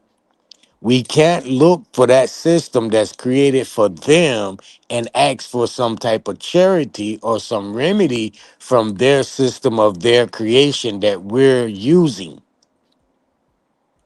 I agree with you. I always say that to Brother Bad. I always say, man, we're gonna be the ones ending up writing this check to ourselves. Yeah, And I agree. I why would I agree. feel? I agree with Huh? that, Marty. That was well said. I agree with that. You Yeah, finally made some sense on that, Natty. I we're gonna agree. make up. But see, you're right, Naughty. But the thing is, I've been saying this to Coach that hey, it looks like we're gonna be writing this check to ourselves because nobody else has the authority to cash this to give us this remedy or repair ourselves. We can only repair ourselves. So we can't. There's no way that the enemy is going to give you charity. Never. Hell no. They're going to keep playing that strong in that game down the road so they can keep you in servitude. Because if you're looking for them for charity, that's what it's going to be. More servitude. More servitude. So And yeah, the use of the name on paper is the charity. Yeah. so basically, it's definitely it's a straw man. Exactly. It's a straw man. Yeah. But you know what the real straw man represent, though, right? I think we had this discussion. Yeah, a while back. Yep. The man, the man that's has no choice. So if you're on a ship and it's the last boat and you got 3-4 women and the captain and the co-captain, but you got the engineer at the bottom, you got the ship hands, you got the cooks and all of them. That's who's gonna take the goddamn straw, pick of the straws. And the straw man that got the last straw, he's short on the straw, so he got to play what he got. He just got to Short take end the of the order. stick, huh? Short He end of just the got the stick. short end of the stick. I like how you explained that one. Okay. Okay. So we all picking straws out of their box, and that straw is that paperwork. Yeah. Now this this in rim plays a Mm-hmm. part. Plays a part. Yep. So a technical term used to designate proceedings or actions instituted against the thing in contradiction to personal action, which are said to be in persona. Mm-hmm. Damn, that's hard right there. Sure is. This is which one is this? This is Black Law. This is Black Damn, Law. that's cold. That was cold the way they put that one there, boy. This is Black Laws Kinda, first. Yeah. That's Black Laws it's kind first. of like that term usufruct. That's what I'm seeing. Which term? This is like usufruct because it's just like you don't get any benefit, but you're part of this creation that they created.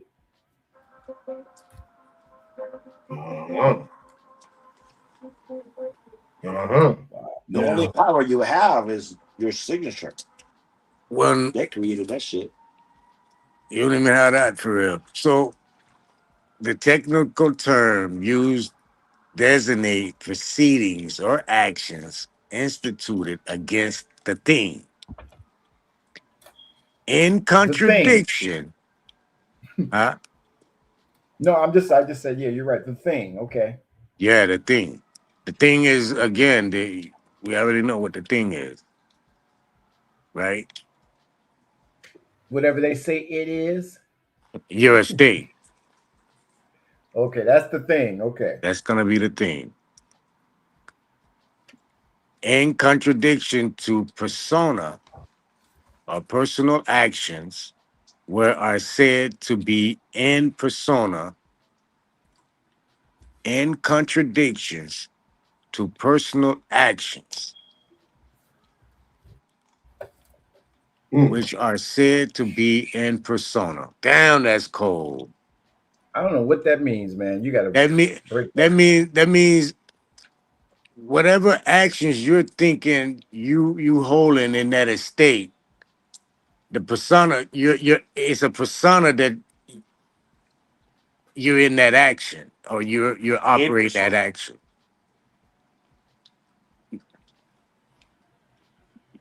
Like damn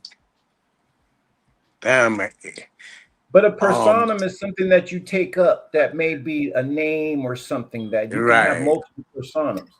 Like you stepping in place of. Yeah, you're not there, but you're there. Or you're there, but you're not. It is true that in strict sense, a proceeding in rem is one taken directly against property. Again, the theme, estate, and has for the object the disposition of property, and has for its object the disposition of property, and has for its for its object, and has for its object. So I guess that's in its jurisdiction, the disposition of the property, of property. Yeah, so when people are coming in realm, it seems like they coming in for summary judgment. Yep. For its object, whatever the object. Not the people. Remember, in RIM, no, we're gonna keep reading. And RIM can be taken while you're there or not in place. Yeah, exactly. Represented. Right. So we're gonna get there. Hold on. Which out of reference to the my ass. Without reference to the title of individual claimants. Bingo. Nobody's there. Abandoned. That's abandoned. All right. There's no one taking claim or corrected them setting a status or however you want to put it. What was I? Okay. Right here. All right. Without reference to the title of individual claimants, but okay. But in a larger and more general sense, the terms are applied to actions between parties. Regardless what the hell you think going on, goddamn. Yeah, where's the express agreement between you and I? No, bro, express agreement my ass. They said, hey, in a larger and more general sense, fuck what you think you got going on. Fuck that express agreement shit. Bro, you ain't got no express, you ain't even there. You're not even there to argue against this, bro. Hold up, listen. You can't be heard. All right, a larger, more general sense, the terms are applied to actions between the parties. God, dog. So whoever put the claim up and bring that in front of the court or put it in rem, the party not being there, regardless of their thought process or them not being there, the action still can take place between the parties. Where the direct object, again, the estate, is to reach and dispose of property owned by them or of some interest therein. We understand that, right? That's self-explanatory. Such are cases commenced by attachment against the property of debtors or instituted to petition real estate. That's what they say right after that. Yeah, partition real estate. Yep. Foreclose a mortgage or enforce a lien. What's that? So? Would that be so? You got cut off. Okay. So far as the affect property in this state, let me back up. Let me back up. Such are cases commenced by attachment against the property or debtors. Such are cases. All right, so it's giving you a explanation of some of the cases commenced by attachment against property of debtors or instituted to petition real estate, like putting a lien or a foreclosure or a mortgage or enforce a lien. Okay, that's the same thing. All right. So, so far as the affected property in this state,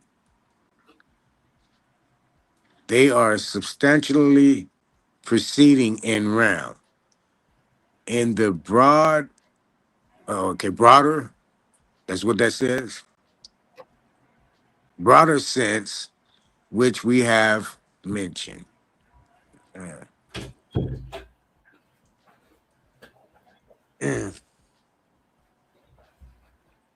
That thing was hard to see, but I did my best.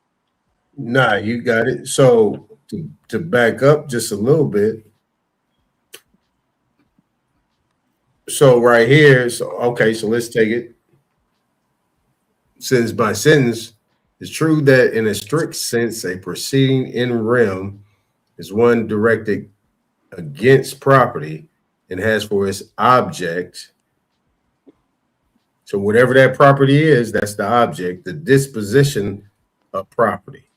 So that disposition of property is whatever that disposition means. So J-Dub, real quick, disposition, what would you give a synonym for disposition? Synonym for disposition? Well, I would say it's away from something. It's away from something that you were normally at, or you're not in the same, you don't hold the same, I would say you don't hold the same position. I don't like to use the same word, but you so abandonment, right? So it'd be more form of abandonment, right? Like that property is not holding the same position because they're saying that there's nobody here to claim it. Right? Because it says in the next sentence, comma, without reference to the title of individual claimants. Right. Now that part self-explanatory, but deposition and abandonment? No, deposition and property law or dealing with bankruptcy is going to be more or less on a transfer, meaning transfer of property. The object, the transfer of property without reference to the title of an individual claimant. That's what the disposition is meaning when it's dealing like in property, bankruptcy, shit of that matter. It's a different meaning. It's just a fancy word for transfer. Okay. So you don't abandon it, you willingly transfer it. No. It's transferring. That's the property itself is transferred. Okay, we're gonna read it again. It is true that in a strict sense, a proceeding in rem is one taken directly against property and has for its object the transfer of property without reference of the title of individual claimants. That fits. That has to be abandonment, though, right? Because no, they transferring it. That's they saying they can transfer it in rem. They telling you what they can do in rem with the property. They can transfer the property without a claimant of title. Yeah, it's already been established that it's been abandoned. Yeah. So it's abandoned because it's in rem. property. Yeah, it's in rem. So it's already so Nandi, does that in mean there. proof of life would make a difference? State of claim is what'll make a difference. State of what? Claim. Yeah, okay. But who can make the claim? The individual that has direct knowledge of the property or direct ownership of the property.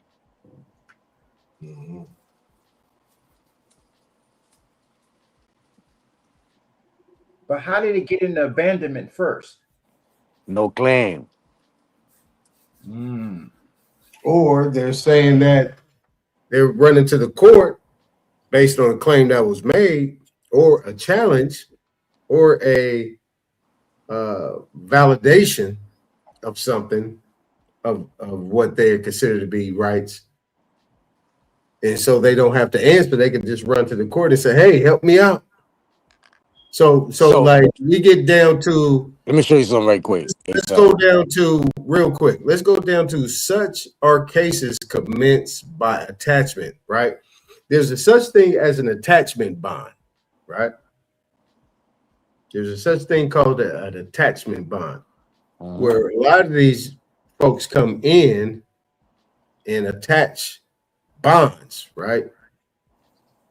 Replevin or whatever it might be, in order to indemnify the judge from anything that might be that'll keep them out of trouble. Well, it actually put a lien on it. So check it. I'm gonna give it to you in a simple example. Say you live adjacent to an empty lot that's been growing over a while, and every month for about a year it's taking you 4 weeks out the month to go and work that lot, you alone, your hand, and the basic tools you have. At that point, you charge every moment of the day that you put on that lot and send that receipt to the state or to the county. As you send that receipt to the county, you can go and bond that receipt because it's a debt owed off of that property. The county wants you to do this. So now when you take this property that's next to you, adjacent to you, and take it in court for your complete ruleship, you can put it in rem, because now you have a bond of a lien on a bond representing the lien that you have on the property for care and maintenance. So that's a maintenance lien. Mechanics. Lien, I mean. Well, mechanics is if a person brings merchandise to you and then abandon it. But when it's dealing with like property, it's different. It's more or less called a cure of maintenance. That's basically what you want to go in. And then it's almost seen as you taking the structure by force or the property by force. So but you put in some goodwill into the property, is that right? Right. Cure and maintenance. That's the whole thing about the United States. That's their whole purpose, is cure and maintenance of all production of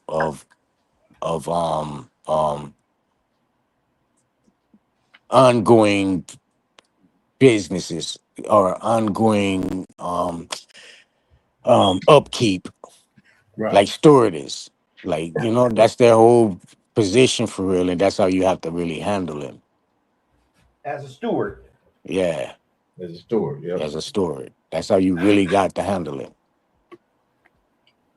That term there is big, steward. Yep. Okay, so the last part, it says, okay, so such are cases commenced by attachment against the property of debtors or instituted to partition real estate, foreclose a mortgage, or enforce a lien. So partition. Okay, so what is partition? That's like if that property next to you, adjacent to your property, and it's an abandoned old crack house out there, and motherfuckers going in and out of it, you call down to the county and say, yo, this house fucked up, it need to be abandoned, and they come put an abandoned pink slip on it. Now you go in and tear it down, and boom, boom, boom, boom, boom. You just made a petition. No, it said partition. Oh, partition. Oh, Yeah, partition is going to be something divide separate. Now, hold and up. Go to back and read that break again. up, So it break says up. such cases commenced by attachment against the property of debtors or instituted to partition real estate, foreclose That's a subdivide. mortgage, or enforce a lien. So to partition real estate, foreclose a mortgage, or enforce a lien. So that's the act. That's the action. So So partition, partition. you said, that's like, doesn't that mean to divide up or to subdivide or something to do with break up? Okay. Yeah. Partition it. Yeah. Part is one. So we got part and we got ION after that. Yeah. Could that possibly be like co-ownership? Man, Because you got to remember, we're dealing with property Yeah. in bankruptcy laws. So this will be falling under that term, bankruptcy filing, bankruptcy court. Okay, but the partition part. Yeah, that'll be more a partition of the property where it's divided between two people. Okay, I'm going to use partition in an example on the farm. And Yeah, what I was the process of dividing something into parts. Okay. Go ahead, Jada. I was trying to gain 5 acres that was a part of the original 40-acre plot. How they have them recorded is like in either 160 acres or 40 acres, but they're partitioned. And I'm seeing that as like, then I was also told that I could, to make things more difficult for the counterparties that are trying to take property from you, was I was told I could create, like I could partition the house. Like each room is its own estate. The bathroom is an estate. The front room is an estate. The kitchen is an estate. And I would be partitioning that real estate on that land. Yeah. That's what I think partition means. Something like where you can divide, or you could, because that estate, we think of that land as one piece, and in reality, the functions of the different rooms and like you were just describing, the maintenance that could be done on one part, like these are different, like my pumps. That's another, that's like dealing with the water. Right, but those different estates, you would want different directors. You wouldn't want the same director for all those estates. So it would still be in a co-op or co-ownership or co-partnership type of partition.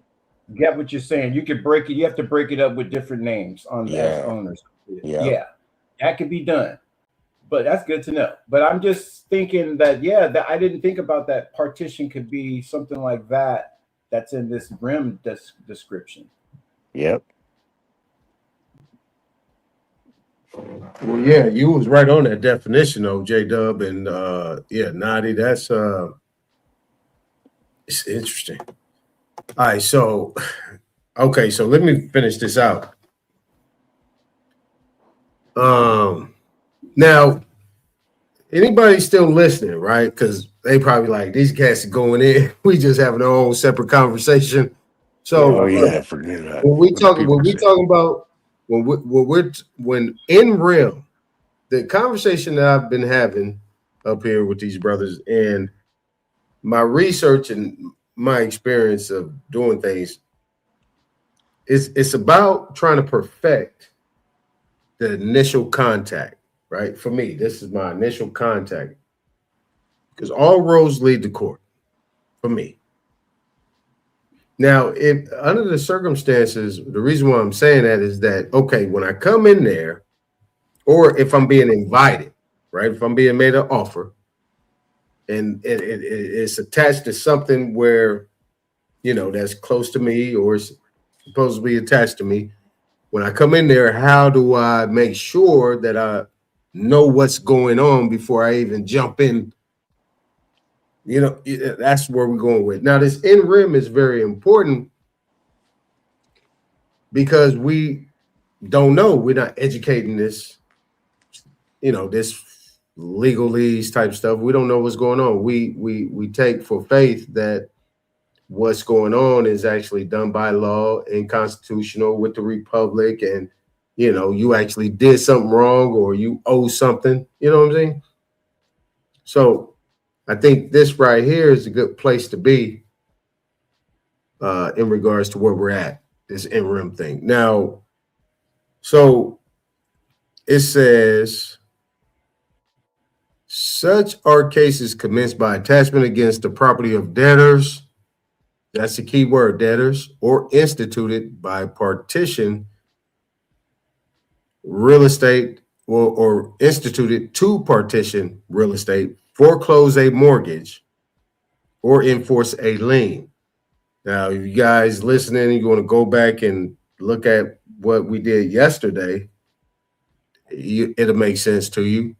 And it says, so far as they affect property in this state, and this is a lowercase s, they are substantially proceedings in rem in the broader sense, which we have mentioned. This is 95 U.S. 734. So this is actually case law. Now, this right here says in rem actio est per quam rem nostrum quae ab alio possidetur pitamus et semper adversus in qui rem entertainment. All right. I guess this means the action in rem is that by which we seek our property, which is possessed by another, and is always against him who possesses the property. Aha, see? We went through all that shit. We could have just read the bottom. Okay, so but hold up, it was good learning because that's what we end up leading to what we was reading. You know what I'm saying? So we read it correctly. We know we read it correctly. All right. So where would be the purpose, or what jurisdiction would NRAM be held in? NRAM would only be held in like state courts about property, federal courts about maritime, bankruptcy court, shit like that. And when they take, even criminal court goes through NRAM, but it doesn't go through criminal court. It goes through, again, probate court. It'll be property, the state court for property. So it's done in that secret court. That's that court of equity again. So if a person commit a crime, they take your estate in rem without your presence. It's that secret court. Okay, so is it a secret court, or is it this proceeding that's going on? It's just a proceedings in rem. Well, it would be secret because you don't know nothing about it. So that's ex parte. Yeah, definitely. So but you didn't get notice. You at least get notice in ex parte still. Yeah, but you're supposed to. Well, it's really not ex parte. I'm gonna say this. It really don't go to ex parte until you represent it. So you're not really represented, but in that secret court, that hidden court, the court in rem. That's where your representation comes, because now your power of attorney of your estate goes over to the public defender, the state. They control it now.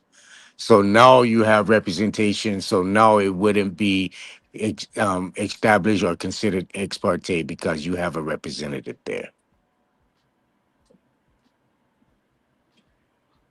That's why the whole court is going. That's why they even going in rem to represent the property, because they putting a lien on the property. So the state is looking to put a lien. They haven't even put a lien on the property yet. This court is immediately after your first appearance, immediately. within What, the 24 secret hours. court? Yeah. Wait, the secret court? Okay. Yes. Yes. That's when they appoint you a PD, a public defender. Next day, you wake up with a public defender. They go to that secret court to appoint that. It ain't a judge just say, "Oh, I'm gonna pick from the list of the public defender, give him this one here." It ain't that. They got to go to court and get a power of attorney of your estate to represent you. That's got to be done in writing, process, court by solidification, not just because you say I'm guilty or not guilty. Uh, that's it. It's process and procedure. So after you say you guilty or not guilty, and they send you on to the back, or how do you plead? They send your ass on to the back, or they actually your first appearance actually supposed to be finding the facts, like is it enough to really charge you? And that if that whole proceeding supposed to go, you're supposed to actually go through that. Like what do you have? What just a police officer testimony is not alone proof enough to have me incarcerated. You know what I'm saying? You got to have more than that. So most people don't even fight that. So the time you don't fight that and they say, oh, okay, well, we find enough evidence to charge you. They send you in the back. They got to properly charge you. It's going to take 3 to 4 days for the properly charge to actually go through. They can already pre-bond you because of what they're expecting for the charges. But in court, the paperwork going to take some minute. They got to give you representation. If you bond out, that takes away your representation, or it can keep it if you're considered indigent. Yeah. Yeah. But what if they? So what if you get an OR? You considered indigent. But that would still keep the public defender. Yeah, still defender power of on. attorney. Yep. But if you pay for your bond, then The whole bond, the whole complete bond, No, I $20,000 mean, if it's not 10%. well, you just bond out, not as an indigent, but you bond out with 10% on whatever it No, you was. can't. If you bond out with 10%, you're indigent.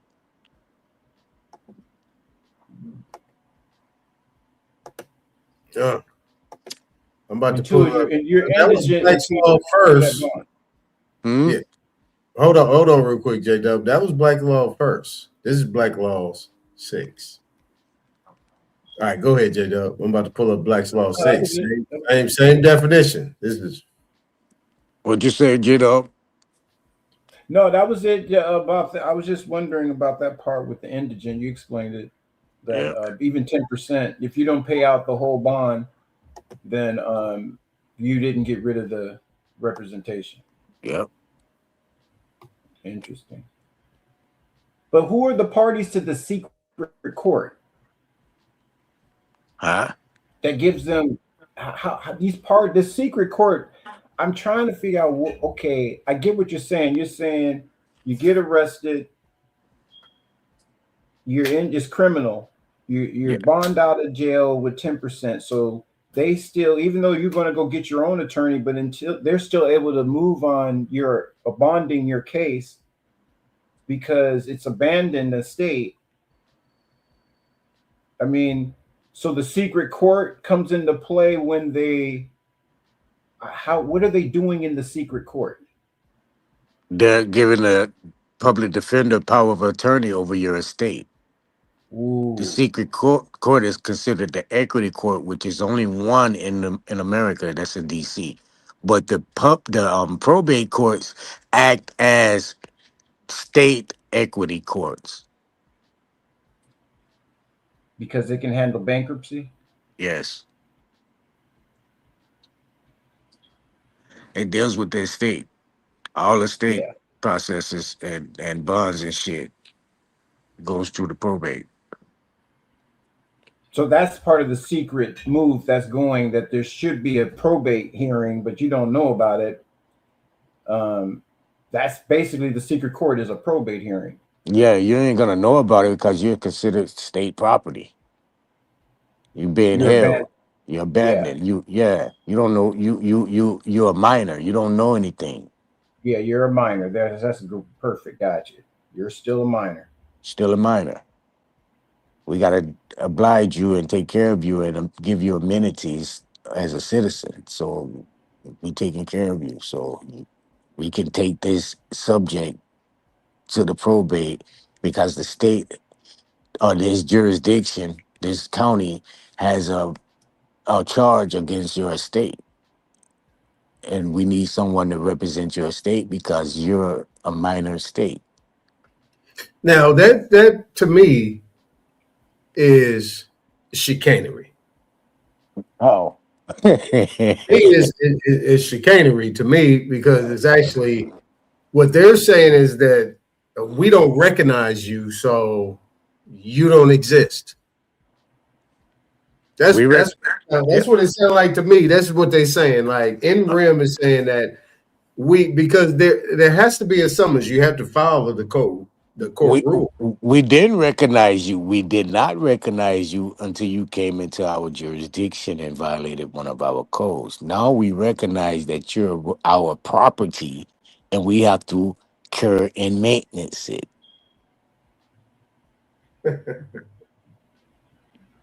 So that's basically what's happening when you don't correct. Very good, but no cigar, young man. Boy, if I was a state attorney, I'd kill them niggas when they go. I'd kill them. I'd bury their ass. How much time? 20 years. Give me 150 years every case. But I'm glad I'm on the right side, goddamn. I heard that. My side. For real. My side. Okay, But yeah, so that's how it go. I saw something different. Now this is Black Law 6. All right. This is the difference that they didn't have in Black Law first is that in the strict sense of the term, a proceeding in rem is one which is taken directly against property or one which is brought to enforce a right. Enforce a right in the thing itself. Now, before you guys say anything, under the circumstances, like the instance that I had with this individual in Florida, they came in rem to take her property. Keep it surface. I ain't got to think too hard. Now, when they brought it in rem, but they did provide a summons, right? They did the service and everything, so on and so forth. But they never really directly personally served the individual. And on top of that, the names were like everything. They had all different type of names in there. They had this and this and this, but everything, all caps, everything was on this, that, the other. And the court accepted it as proper service. See what I'm saying? So what would be the counter to that? When you know you really didn't serve the actual, natural person, what would be the counter to that? What would be a counter? Are you aware of the action being taken against you? First of all, it was a foreclosure. All right, so you acknowledge. It was basically a collection of the debt, like we read in Black's Law 1. It was a debtor. Well, there was a collection of a debt, and that was to her father that had passed. And on top of that, right, it was to get a judgment so they could do a foreclosure. Right? That means we know what it means. So, I mean, under the circumstances, what is the proper response? Is it let me give you two options.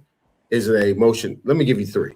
Motion to quash, a notice stating who you are and so on and so forth, and this is not abandoned property in REM, and break the whole thing down, memorandums of law and constitutional questions, so on and so forth? Or do you automatically do what is called a demur or a preliminary objection to come straight in? You know what I mean? Those are your three. You can take what you ain't got to take the three. It could be anything outside of that. I would, me myself, if I was in that position, I would put it under a trust from long. First of all, shit, got me It's already fucked up. under. Huh? It's already under the trust. All right, it's under the trust where I change your power of attorney. It's already been done. It already went through probate, everything. What they're doing is they're seeking remedy in REM from the court based on the abandonment of the property. The property is not the house or the land. The property is the instrument, the security agreement that they had with her father. Wait. You know what I'm saying? They're actually how is that property? The attachment. Remember the attachment? The attachment. Remember the attachment language? Yeah. But how is it in the trust if it's got a note? You remember the attachment language. The attachment language. Yeah, I know about the attachment. Yeah, see what I'm saying? So it's an attachment lien. So what they're trying to do is they're trying to take the unsecured debt and attach it to real property. And they seeking the permission from the court to be able to do that. In order for Is them it in that contract to be used as collateral though? For that? No. Okay, so it's no way. That should be brought up. That should be brought up in a motion.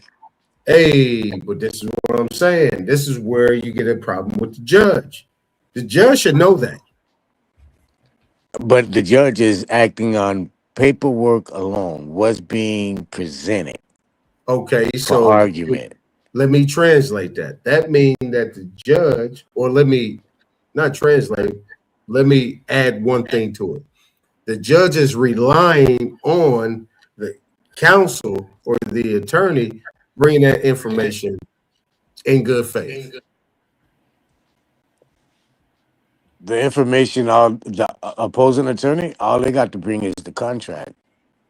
No, not the opposing attorney. The attorney that's actually bringing the case, bringing the complaint into the. Well, that's what I mean. The one that's bringing the complaint, all he has to bring and put forward, and present is the contract with the attachment. But the code thing, what they do is the one that's bringing the complaint and who the supposed to be the plaintiff is not the name on the document on that instrument that they're presenting to the court. Why is a judge actually allowing a case to go forward when somebody is the plaintiff that's not named in that document? Bro, you can take a ham sandwich to court. I know you can. I know that. But let's get past the ham sandwich. Hold on. Past the ham sandwich. Hold on. I'm just trying to work with you and keep it, culture real quick so we can move on. Because your argument, it can't stand.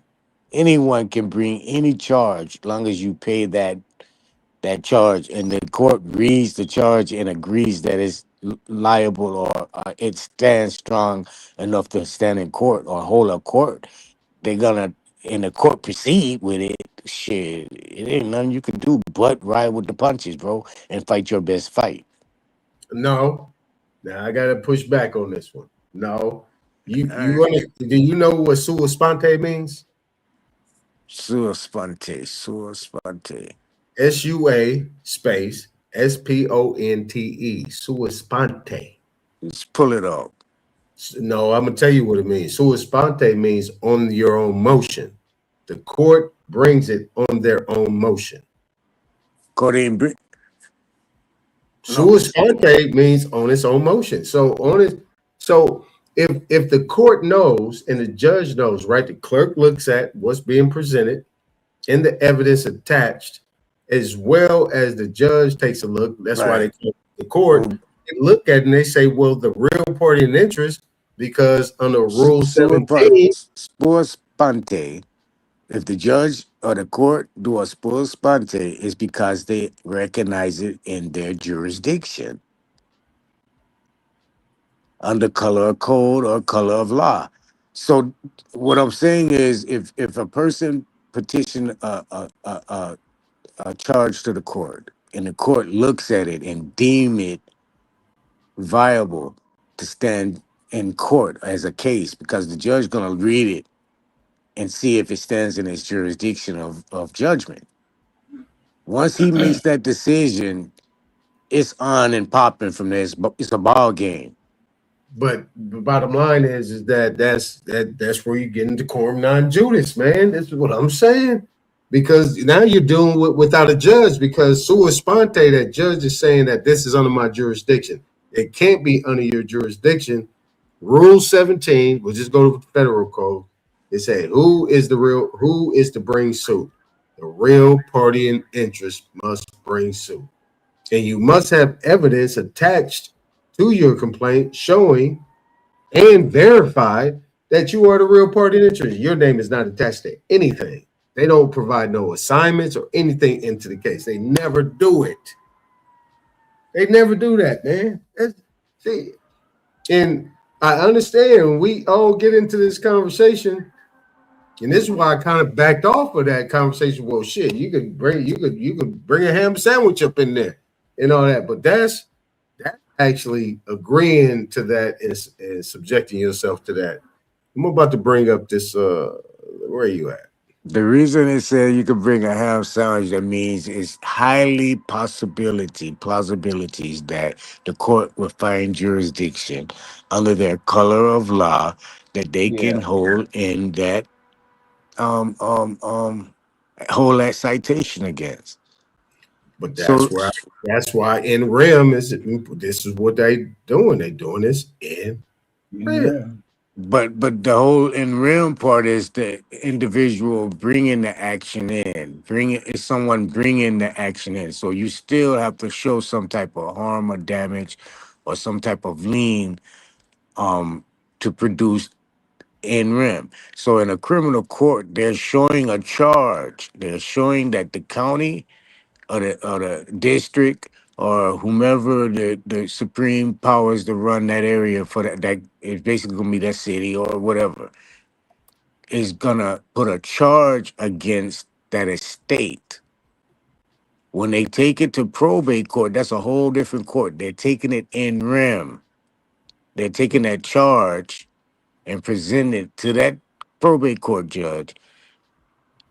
And the probate court judge is saying, well, it is our estate. We got the social security number, we got the name, we got everything, and it do belong to us. We got all kind of representation right here that is in our. It's abandoned. It's our shit. So it's abandoned because no one has represented it. It's just there. Right. So basically, so how is it moving? How is it fucking operating and catching charge? There must be somebody moving it, a body. Well, where's this body? Well, we have the body. We have the habeas corpus. Oh, okay. Well, we have control of that. So now let's go and order representation for it in court. Because if we holding the body, that body must know that it's not moving in honor. Okay. And as a minor. Nadi, let me ask you a question. So, sua sponte, right? So, when the court says on our own motion, sua sponte, we do this. So, if they make a motion, are they practicing law? For their property, bro. It's their property. Okay, so, okay, wait a minute. Okay, so, all right, that answered my question. Cool. I don't need no follow up on that. Thank you. Thank you very much. Thank you. Yeah. I just looked up sua sponte. I pulled up my Black's Law 4. I ain't gonna change the screen, but it says his or its own will or motion, voluntarily, without prompting or suggestion. Yeah, thank you. Yeah, appreciate that one. Gotcha. You know, because I'm working on stuff right now, and I'm just checking out how these people function. You know, when you come in as a plaintiff, I don't even talk as a defendant no more. I don't do none of that. But I'm just talking about what they do when you come in as a claimant, not a plaintiff, as a claimant. A plaintiff is a complainer. We're talking about somebody who has a valid claim, verified claim. But now I'm talking about what they've been doing. Perfect. That's good. That works, J Dub. Yeah, That works. we'll get through it. Yeah, absolutely. So Absolutely. probate. So Nati, the probate thing. If it's in a trust, they can't move on their own. In a probate situation. Remember, they created the trust. Oh, you're talking about the public trust? Yes, by way of your birth certificate. Yeah. But if you've taken that and have put that in your trust, or at least put that you control is no longer abandoned. Well, you can't just taking that and putting that in your trust isn't notification. Notification would actually be you going and placing. You done your SS4, all right? Yeah. You take these documents and you do a power of attorney for yourself, Yeah. Got and that. have you two witnesses with state Got that. IDs to go down to the probate court and file. Or what you could do is put the power of attorney in one of those three, people name, and you be a witness. Oh wait, you don't want a witness. You just be, yeah, you could be the witness at the same time, but it's your estate, so you can put it in one of those individuals who you trust as the power of attorney, and then turn around there and have them power it back to you. Check what I'm saying? So you don't get no confusions in probate court. Because some people you go in there, they really don't like to see you taking over your own estate. They might try to give you issues. But you want to go and hold a power of attorney in probate court already. Now it's documented in probate court. So if they try to do a court of equity on you, it can't be done in secret. It got to go to the power of attorney of their state. It's got to go through there. So now you involve yourself back into your own affairs. There's ways to hit them, And my boy, I've been on this journey a long time, and every avenue I thought they would come with, I played their objective. You know what I'm saying? So I made sure I double crossed my T's and double dotted my I's. Check my I's. Fuck that. I put a check mark over my I's. I don't double check. I don't put no dot or shit. When I write my I's, I put a check above my I's. You're gonna see this. Yeah. But yeah, I done been through this shit, bro. And we need to sit down like this, and real questions need to be answered in these type of settings, and these type of honesty. People really want to, find out real shit about real shit they need to know. And then I can give to my best knowledge of, how to conquer that shit. But I got a well grasp on how to get their ass, bro. Got many ways to skin a cat. Okay. Let me read this last part, because this is different. This is a whole nother different thing. It says actions in which the court is required to have control of the thing or object, and in which an adjudication is made as to the object, which binds the whole world, and not simply the interest of the parties to the proceeding.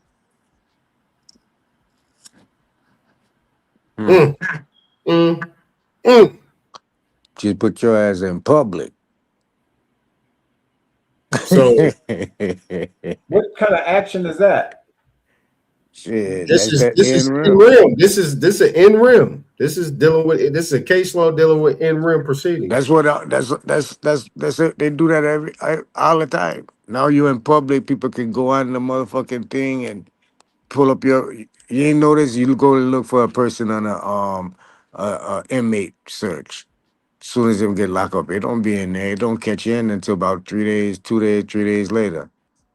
Cause the process don't went through now. You in public. Hey, All your information, social security What? number, date of birth, address, everything is for So they're everyone supposed to to have. use.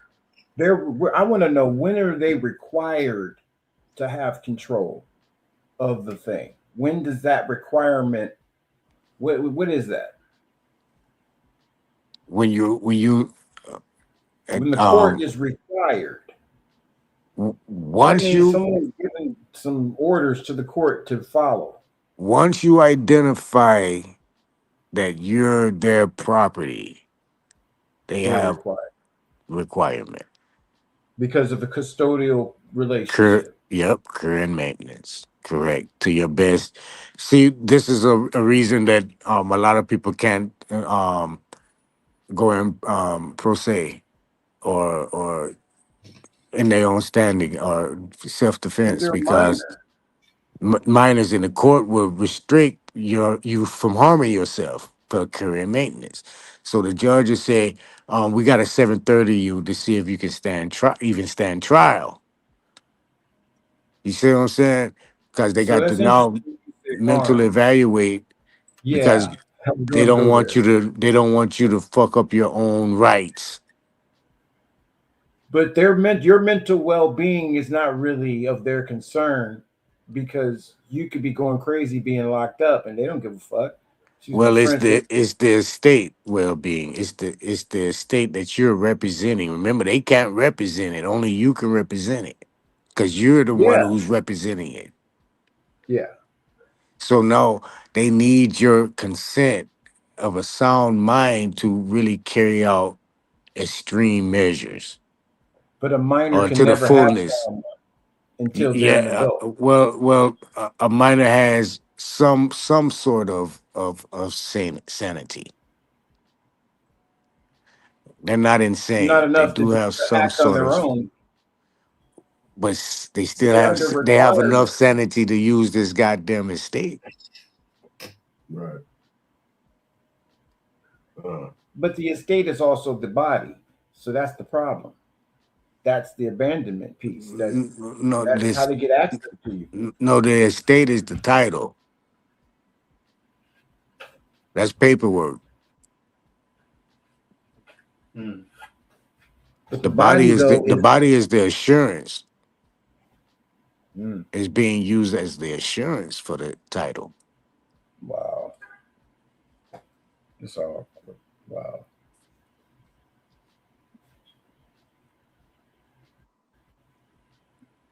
Mm. All right, y'all. We're gonna shut it down on that one. That was a banger. That was a banger.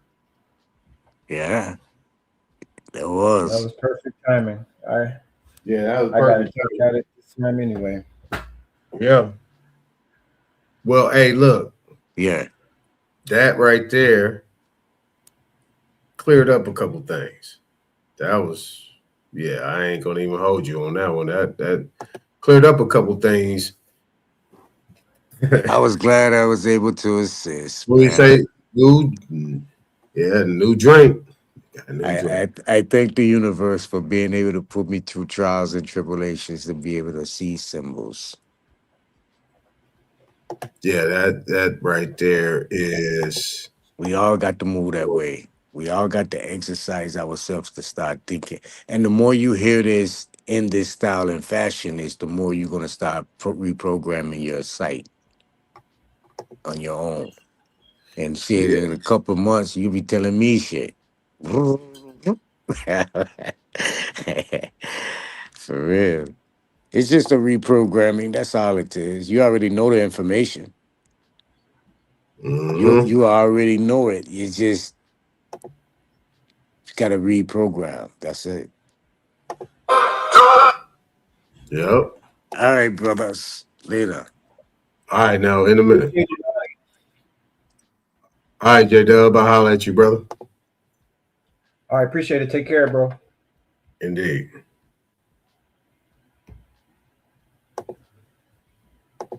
I'll help you out. All right. Good bill, man. That was good finality. We just gonna throw these couple things on here and we out, man. We out of here. We out of here, man.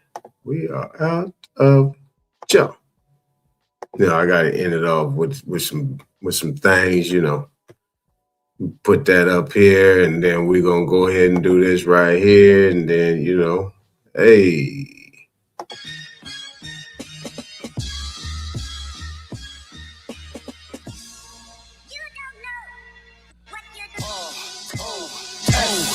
Yeah, I can get your land back. Yeah, I can discharge your debt. You gotta live by 5 principles before we just connect. Cause you could pose as my friend and then really be the threat. Like Brutus the Julius to the dudes that killed Malcolm X. Get your hand out of my pocket! Get your hand out of my pocket, nigga! Get your hands out of my pocket! Get your hand out! Brother, please. Y'all think getting remedies important. We make your lawyers lose their indemnity insurance. King Chameleon, private, I don't wanna be popular. Grandpapa, Hulk Papa, Mama Black Mafia.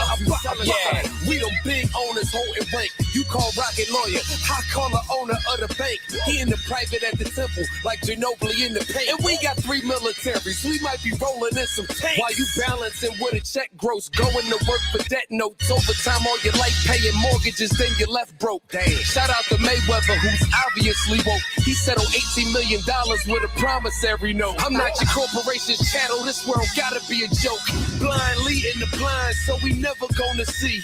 But I tell you what, I don't know about you, but I'm going to go to bed. Everybody fake woke while the president is asleep. So I introvert myself cause it's evident to me. No one saves us but us. Buddha said it in BC. No title deeds, just reference the evidence to me. Man, you don't own it, you a tenant and it says it on your deed. You said with a sign but didn't take the time to even read. There's gotta be an idiocracy. They call you crazy as Kanye just for thinking logically. 2 million nationals backing us to stop who ain't stopping me. For instance, when Columbus came over here, they admitted Native Americans was already dead. But if our kids take a test on who discovered land we on, and you say Native Americans, you get the question wrong. Don't lie to us, you are just a colonist. Can't hide the truth. We got all the proof from the anthropologists. We know the system now, it's time to get up out of it. But it's our fault, because we fought so hard to be a part of it. Now, I will never say that progress is being made. If you stick a knife in my back 9 inches and pull it out 6 inches, there's no progress. You pull it all the way out, that's not progress. The progress is healing the wound that the blow made. And they haven't even begun to pull a knife out, much less try and heal the wound. They won't even admit the knife is there. All people trying to burn us, out selling services with disclaimers, saying that it ain't for legal purposes. No cash, broke ass, internet burglars with temporary schemes and a lot of fraudulent dreams. Yeah, we got our own embassy, we got our own consulate, foreign administrations and 3 armies on top of it. We live by 5 principles, but we'll die for this. Freedom back to the people, protect them from the apocalypse. I took that title that they gave me and I clouded it. That's what you say, that's the Cuban. I got a bond with this. My way of thinking pissed the military off. I ain't with they way of thinking, Roman military law. We coming peaceful outside the mosque and the cathedral, and will resort to violence. I gotta protect my people. They call us ghetto, they call us thugs. The only God they worship, guns, oil, and drugs. I'm on the block, Martin Luther King was shot, holding a gun that killed Kennedy, trying to find a remedy. You can't cancel me nor censor me with chancery and sensory. God-like energy to infinity. My actions are my testament. I got a lot of questioning. How Ben Frank was on 100 but was never president. You broke, you go to jail. You got money, you get right out. They lock you up for drugs, but they got coke in the White House. What?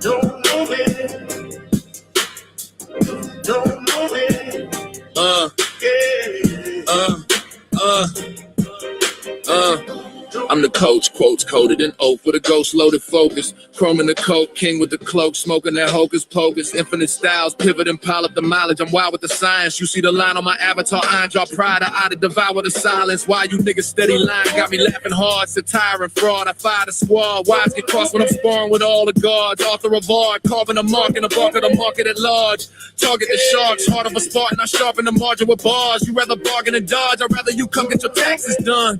Black suit back, room facts in a stack. I'm relaxing the maximum. Get out of the pocket, the profit of rocket. Then I just might tax you punks. Bracket your funds, I'm stacking in chunks. Reacting to ashes, you're begging a punch. Sometimes my community hard-headed, scarred, dreading the lessons. I chart head and start spreading the message, embedded in pressure. Sovereign living, I'm private with it. No corporate percentage. Discharging debt with a pen stroke. You still don't notice the vision. I've been telling y'all you don't want to debate me. Weighty and ready. Great with machetes, linguistically shredding the petty. Grab these 15 acres. Landscape major, plan made paper. Land patent stamped and sacred since my campaign greater. I ain't talking about Ice-T when I say that I can show you law and order. Court recorder, I sort the torture, contort the border. I eat the case, beat the state, leave a trace in a raw supporter. Briefcase aura, got your baby mama thinking that I'm a lawyer. Seminole Indian sentiment, militant on sovereign soil. Private enrollment, tribal component. I'm the boss, you trying to employ it.